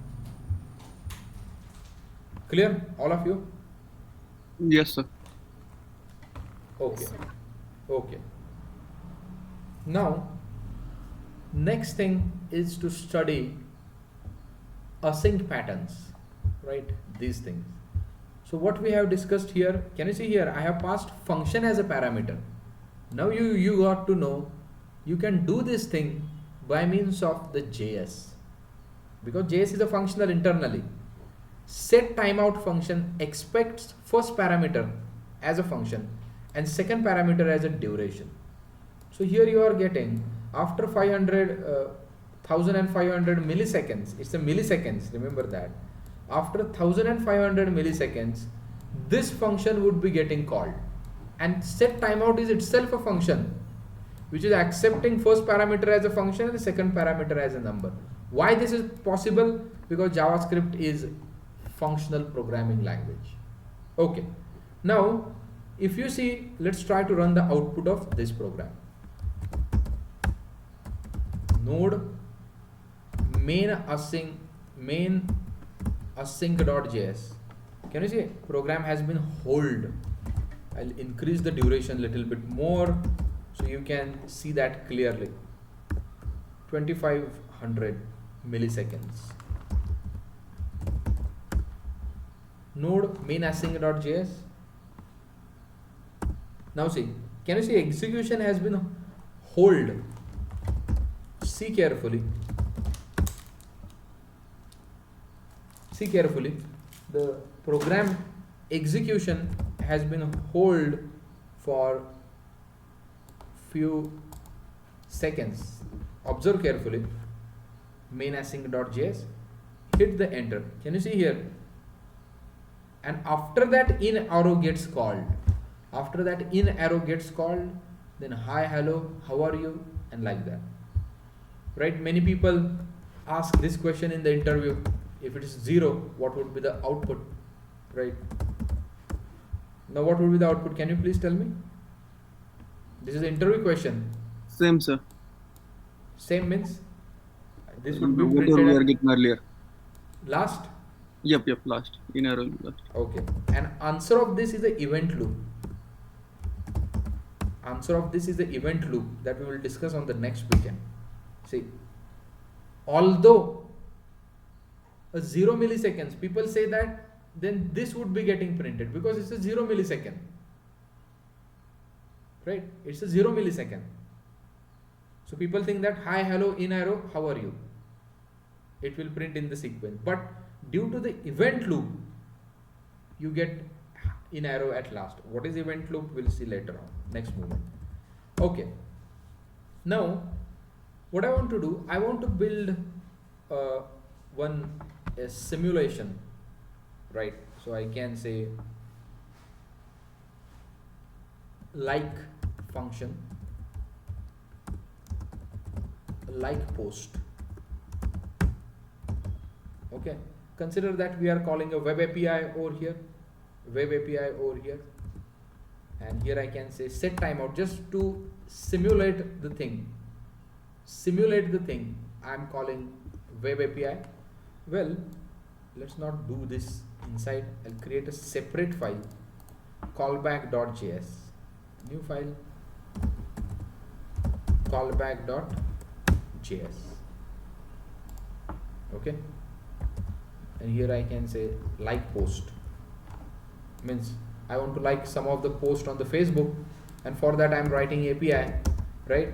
And going from my browser and coming back to reaching to the Facebook server, processing the thing over there and coming back will take a 1500 milliseconds. Let's consider that. And here you can do that console.log post liked. Okay, post what? Like. Now after liking the post, what I want to do, after liking the post, I want to share it on the Instagram. Function share on Insta. Remember that after liking, what I'm saying, after I like the post, I want to share it on Instagram immediately after that. So shared post on Insta. Now tell me, where should I write this code? After immediately liking, right? I want to share it on the Insta.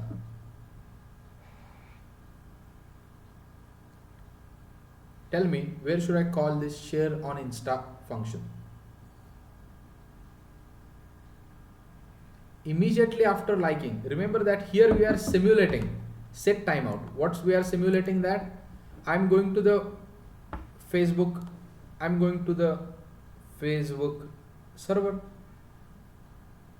calling API over there, right? Which will, and returning back to the browser or returning back to this Node.js code, and which will take 1500 milliseconds, right? Now what I want to do, after successfully liking the post, immediately I want to share it on the Instagram. How do you do that? So generally people do like this, right? They call like Insta post, right? And after successfully liking, please give me the callback. Please give me the callback function, right? Please give me what? Callback function. And here you can say post ID. Here you can get post ID also, something like that. So like the post, perform the operation, and after performing operation, please give me one callback that I have completed the operation. Remember that here your operation is getting completed. Here your operation is getting completed. So it's a multi-line. Now I need to add the brackets because lines are getting increased. If it is a one line, you don't require the brackets. Remember that. If it is a one liner, you don't require brackets. But if it is a multi-line, now here you are accepting a callback. Here I can say CV, and then here I can say CV, and you need to pass the post ID. Say 45. 45 is a post ID. Remember that you are going to call like post. Like you are going to call what? Well, this is unnecessary, redundant one. You can remove that. Remember that you are calling a like post. Like post says that give me the callback, give me the function. That function I will call once I successfully process the post, and so that you can call share on Insta over here. See this, and here you may pass post ID, and here you can say shared post on Insta, and ID is post ID. Can you see that?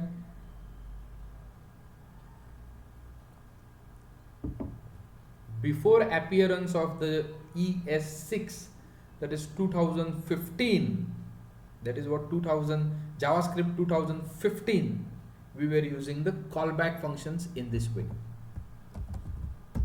Clear? And node callback.js, hit the enter. See now, first post is going to be liked, then shared it on the Insta, then shared it on what? Insta. If you see this, and here you need to pass post ID. I have forgotten to pass that, and that's why you got this undefined. That's why here you got that undefined. Right, set timeout, console.log post like, and here I can say console.log liking the post, calling like post API, okay, which will require 1500 milliseconds. After 1500 millisecond, post would be getting liked. Right, I will write it here. It is simulation of calling web API for liking the post. This is what? Simulation of calling API. If you have called the web services from the JavaScript, you know it takes a little time, 1500 milliseconds or 100 milliseconds, that is 1 second. This is 1.5 seconds would be requiring for going to the Facebook server, liking it, and again come back. Okay, now let's try to run the project again for the better understanding. Can you see calling like post API, post liked, right? You'll get a tick mark on your Facebook post, and immediately after that you will share it on the Insta. You will what? Shared post on the Instagram. Callback functions I explained. Any questions you have, please ask me. Sir, for the when we are calling the like post method, passing as an anonymous function, right? Arrow. Yeah, the post ID, arrow, and the curly braces. Correct. So can we write it in the ES5 way for the better understanding? Yes. So you can write like this function, right? Anonymous function. Here you can pass post ID, right? And then you can call share it on Insta. That's it. and you can pass that post ID. Okay, so basically, from the like post method, when we call the callback method, so Uh-huh. that means we are calling this anonymous function by sending a parameter as a post ID. See here, CB. This is calling. This is calling your anonymous function, or this is calling your function which is passed as parameter, as parameter.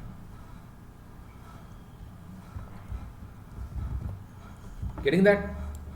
Here that exactly call is there. Means whenever your Facebook web API has been completed, on the success of that you will call this callback function.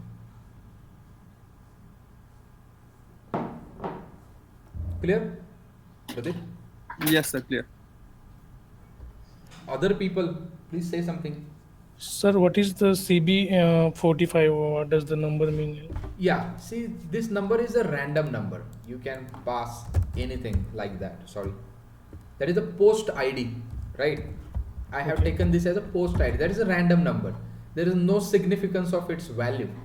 And CB is a callback function. If you see, this function becomes this CB over here. Getting that? So CB, you're indirectly you're saying is equals to Like post this function, not a like post. So whatever function you have passed as a parameter to the like post, to the like post. whatever function you have passed as a parameter to the like post is nothing but what this CB is, a reference variable which is holding this function as a function. This CB is holding, this is nothing but what, a function. Getting that? Okay. And after successful calling web API, here you are calling that CB. Here you are calling that CB. Clear? Yes. And this number is anything. Don't worry about this number. There is no significance in this code. I'll push this much code and I can say callback async callback way. Now, people were using this so tremendously before ES6, right? And it has a problem. Now again, in Instagram wants to do some code, means there was a, we call it as a callback hell. Callback inside callback, callback inside callback, callback inside callback. So presently there is only one way. Now see, this CB is also requiring another function as a parameter. Can you see? It will go inside nesting of the functions, inside nesting of the functions, inside nesting of the functions. So whenever you come back to this code after 1.5 years, you will not understand what the hell happening. And that's why people call it as callback hell. Right? They don't understand. After 1 year, if they come to this code, they say, what the hell is happening here? Right? We don't know exactly what's happening. So callback inside callback, callback inside callback, callback inside callback was creating a problem. Not easy to maintain. Right? And that's why to JavaScript 2015, that is ES6, has came with what you can say promises .js. Same thing can be written in the see, again you are talking about the foundations. I don't have anything right now, but I will execute something in the future. Remember that executing something in the future is async programming and can be achieved by means of callback. Then another way is what? Promises. How do you write a promise? I'll show you now. See, whatever you have written over here, right? Like post function, like post, return what you can say, new promise. Just a moment.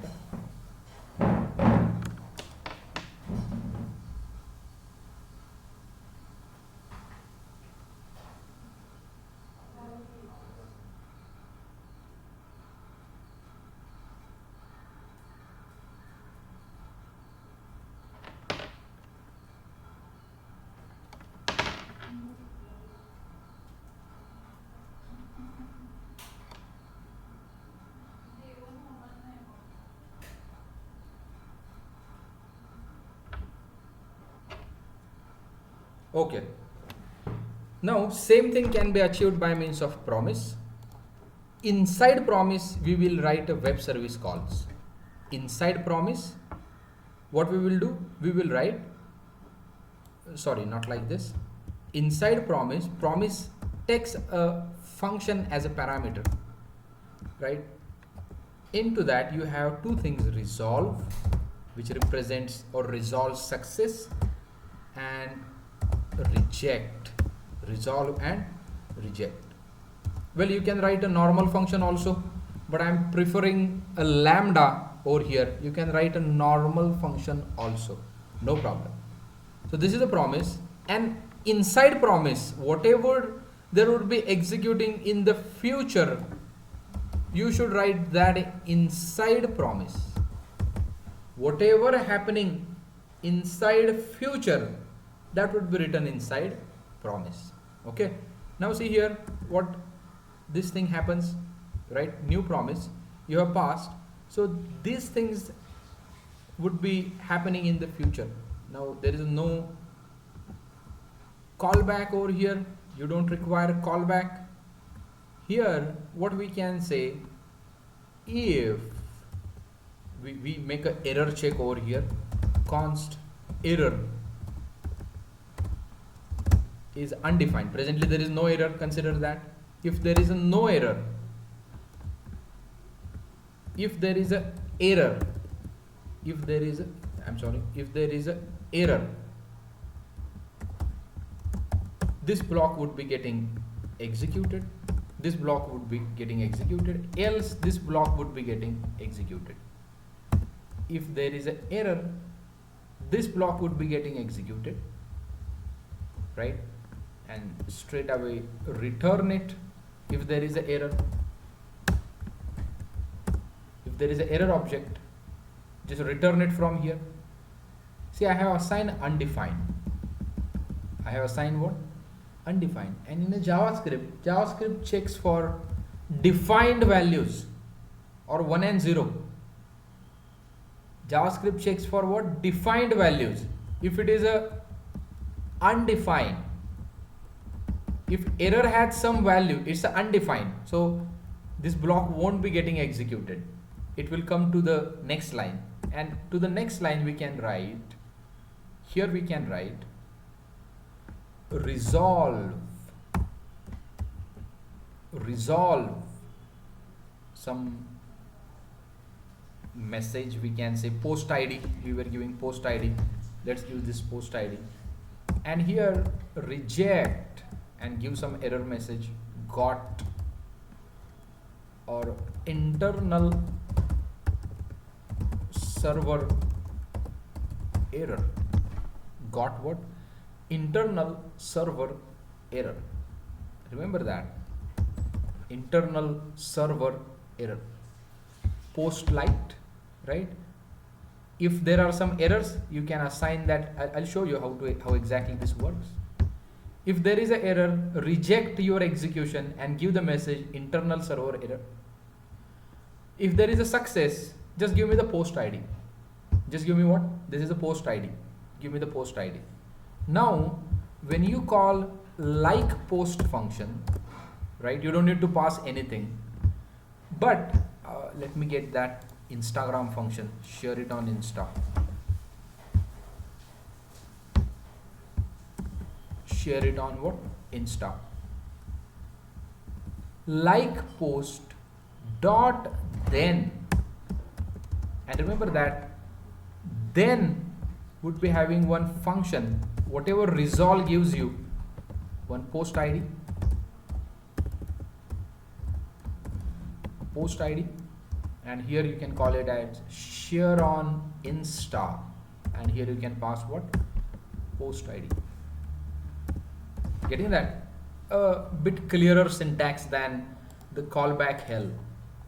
Callback inside callback. Instead of we are using dot then, and there is a customized error handling over here. But if you go in the promises and then there is a catch block, dot catch, right, which catches the error. So error handling can be done in this way: console dot log err, console dot log err, catch, like this. So like post, then on the success of this, you can have share it on Insta, right? And if there is an error, you can have catch block over here. Let's try to run the project. Node promises.js. Can you see calling like API, post like, shared it on the Insta? Same thing. The thing we have done by means of callback, and this is a much sophisticated way, more sophisticated way of working. This is a more sophisticated way by means of promise. Your like post will return the promise. Remember that. Like post will return the promise, and promise can be returned in a two steps, either two states, sorry. Promise can return two states, either resolve or reject. Okay, just want to remove this catch block. See now what happens, and I can say some object is there. There is a valid object err, and I can say 500. Some object is valid object is there. Now it will enter into this if loop. It will reject it and return it. It will not go to the resolve. Let's try to run the project now. Node. Can you see there is an error? Unhandled promise rejection warning. Internal server error. Unhandled means I got the error. If you see, I got the error. Well, post like should be after this if loop, technically. Otherwise, see, you got an error and you like the post. That is not possible, right? Either you are going to post the like, you are going to like the post, or you are going to get the error. And that's why if it is not entering in this, then and only then it will do this. Let us see, but that's not the concern right now. See, calling like post API, there is no post like now, and unhandled promise rejection warning. This is an error. You haven't handled the error. There is no error handling over here. You haven't handled the error, and that's why Node.js has handled error on your behalf. That is not okay. That is absolutely not okay. Now consider that I have one logger software, and whenever there is an error, I need to mark it inside logger. This will not happen in this case, right? Because Node.js is handling your errors. Now if you want to handle an error, a promises has given a catch block. Error console.log, sorry,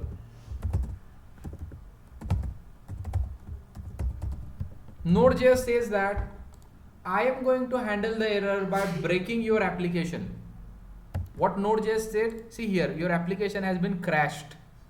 Your application has been crashed. Means Node.js is handling the error on your behalf by crashing your application. That's not the correct way. So what's the correct way? Handling errors by your own, right? And by means of promise, that is possible. Just a moment. Clear. Can you see? You have handled the error by means of catch block. Node.js has not been handled the error. You have handled the error, and application has not been terminated. internal server error, which is coming from this error. You have resolved that over here, internal server error. I got the internal server error rejected, and that's why I am rejecting this execution, right? And that's why I am rejecting this execution and returning from this flow. Getting that? And returning from this flow. And that's why these two things won't be getting executed. If this is undefined, is a normal flow. If this is undefined, and if you see the project, see promises, Node.js, right? That is success. But here, things to note: then block here, then block, and you can say your catch block. That is really, really important. Well, you can have cascading of the thens also. Well, this share it insta also returns the promise, right? From here also you can return the promise. Means after sharing on the insta, you need to download the image and you need to share it on the WhatsApp. So return new promise. From here also you can return the promise, right? And again resolve and reject.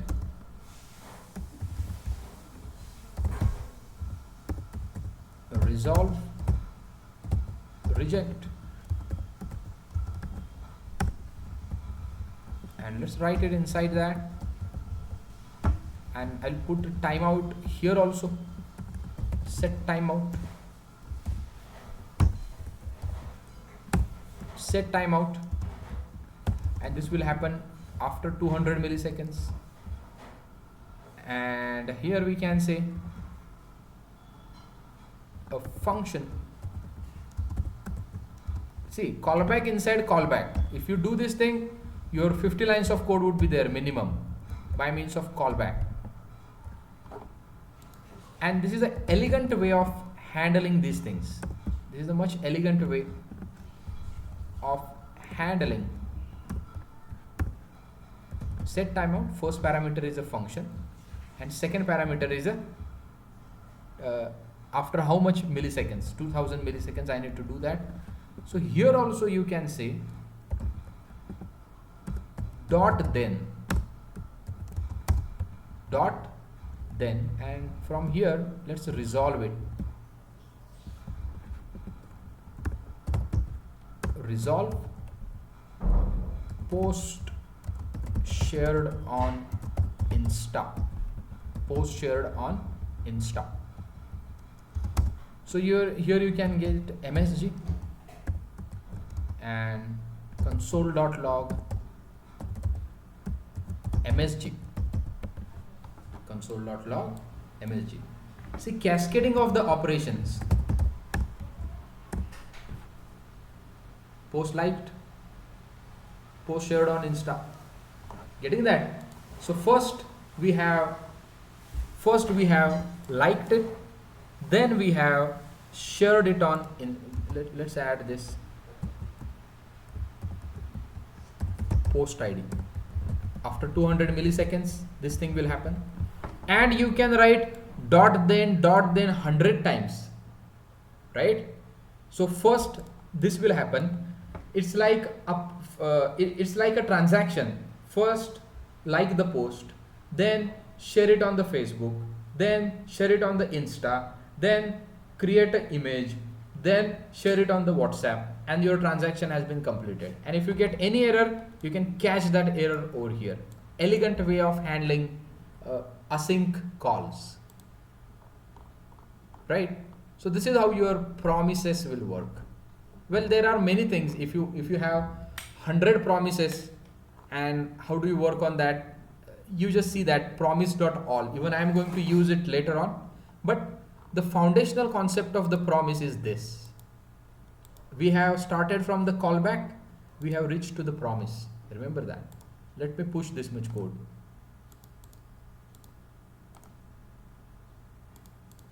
Git add. Here you can say async promise, and and push. Clear? Now there is a one thing remaining, that is nothing but async and await, that we will cover on the next weekend.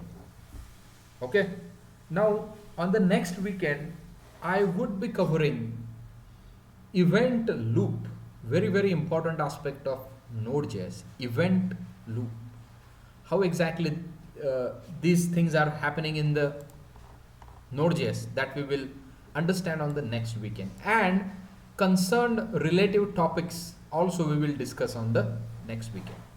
If you have any query, you can ask me.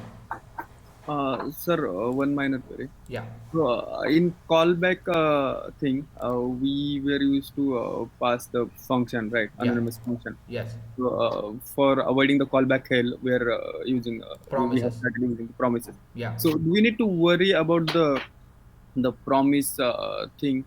How it's working internally? Like we are calling one class by sending as a uh, parameter as a function. Yeah, Which see, you just need to know how promise works. If you want to okay, work with the web service, where you will write web service, right? At what time you will resolve and what time you will reject. That's it. okay. So how it is handling internally, we really don't. Yeah, you don't need to worry about that thing, Okay. right? Even if you go to the MDN, MDN, promise and then promises, right? Even they have explained whatever we have discussed so far, chaining of the promises, Okay. getting that, and they have explained the callback hell also, something like that you can see here. But you don't need to worry about that, how exactly that is happening. Okay, sir. So I just have referred this page before delivering the session to you, right, on the promises, how exactly this works. Fine. Now another important topic, not important, but improvisation of these promises is a async and await. That little topic we'll see on the next weekend. But on the next weekend I am going to cover very important topic, which is nothing but event loop in the Node.js. And I'm requesting you all guys, please refer this document, right? Document, I'll add it, documents to refer. In the readme, I will add it, a reference, hash material or material, you can say this thing, MDN, you refer this please. Okay, MDN. If you want to material for reading, you can refer this MDN. Okay, for JavaScript, MDN JavaScript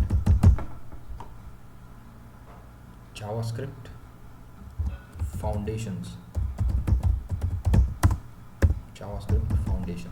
okay. So these are the inbuilt things which. Yeah. Okay. These are the really important things. If you want to get anything related to the JS, you will refer this page, first thing. Then Stack Overflow. I'll add it, and readme update about material. So whenever course would be ending, you would be having everything at one place, right? You would be having everything at one place. You don't need to find here and there. You just need to come to this, right? Material for reading, JavaScript foundations, you'll click on this. If you want to see the videos, you can see the videos like that. Okay, so this readme would be getting updated by end of the course, day by day, week by week, or as I get I got to know some things, I will add it over here. And one more thing about your queries. If you get any query, go to the issues, okay, and drop a issue over here. So instead of asking on the WhatsApp or instead of asking on the email, requesting you to put your query over here. So what will happen? Each and everyone would be of the batch would be knowing your query, right? And at the end of the batch, you will get to know all the queries together. Whatever you want to do, you can ask me query over here. I can provide you solution over here itself. So we will be following a typical professional way, like open source developer follows, right? If you are developing any open source utility, you need to put your questions, issues. If you see here, there are labels, different labels. Can you see bug is a label, documentation required is a label, duplicate, enhancement, good first issue, help wanted, question. So you'll mark as a question, right? And then you can say how, where to read JavaScript, Java, SCRIPT, JavaScript document, where to read JavaScript concepts, right? Here I can put the comment, please follow MDN,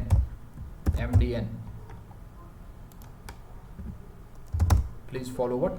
MDN, and submit a new issue. So this question description, please let us know how to become master in JS. Okay, give us some videos or reading material, right? Or give some reading material, submit the issue, right? And remember that please click on the star button. So if I add any new training material, if I add any code over here, you'll immediately get a notification on your email.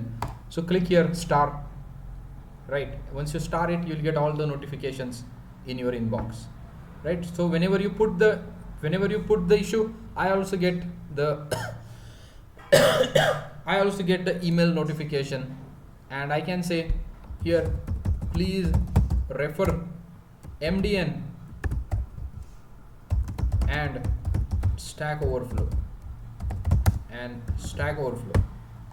right? And I can close with the comment. I'll close the issue like that. Can you see? So we will have a proper track of the things that we are going to build. Remember that. So along with the coding, we need to have a little discipline also. This will help you a lot. Fine. So this is how you will ask your queries, and this is how I will answer. Well, whenever you ask a query, on the next session, we will discuss on that particular query. If it is an interview question, if it is any concept you required, please add it as an issue. Whenever we have a batch, we can discuss that thing first, and then we will initiate with the topics. Okay? Shall we conclude for the day? Yes, sir. Yes. Any questions you have, please ask me. Anyways, I am uploading recording and requesting you, please watch all the recordings, right? Please revise the recordings so that you will get a typical idea what things are happening.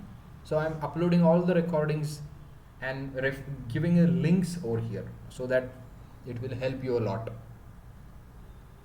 Fine. And please feel free to ask me the questions. Well, I have created a Telegram channel, right? Even I have mailed you, all of you, I have mailed the link of Telegram channel. Please join the Telegram channel. Okay? Okay, sir. Yeah. And even I will post that Telegram channel link here also. Fine? Yes, sir. Yeah. Shall we conclude for the day? Sure, sir. Yeah. Thank you, sir. Yes. We'll meet on the next weekend, 11 o'clock. Or I'll update 10:30 or 11. I'll update the timing accordingly. Okay, sure. Yeah. Thank you. Thank you. Yeah. Thanks. I'm disconnecting. Thank you.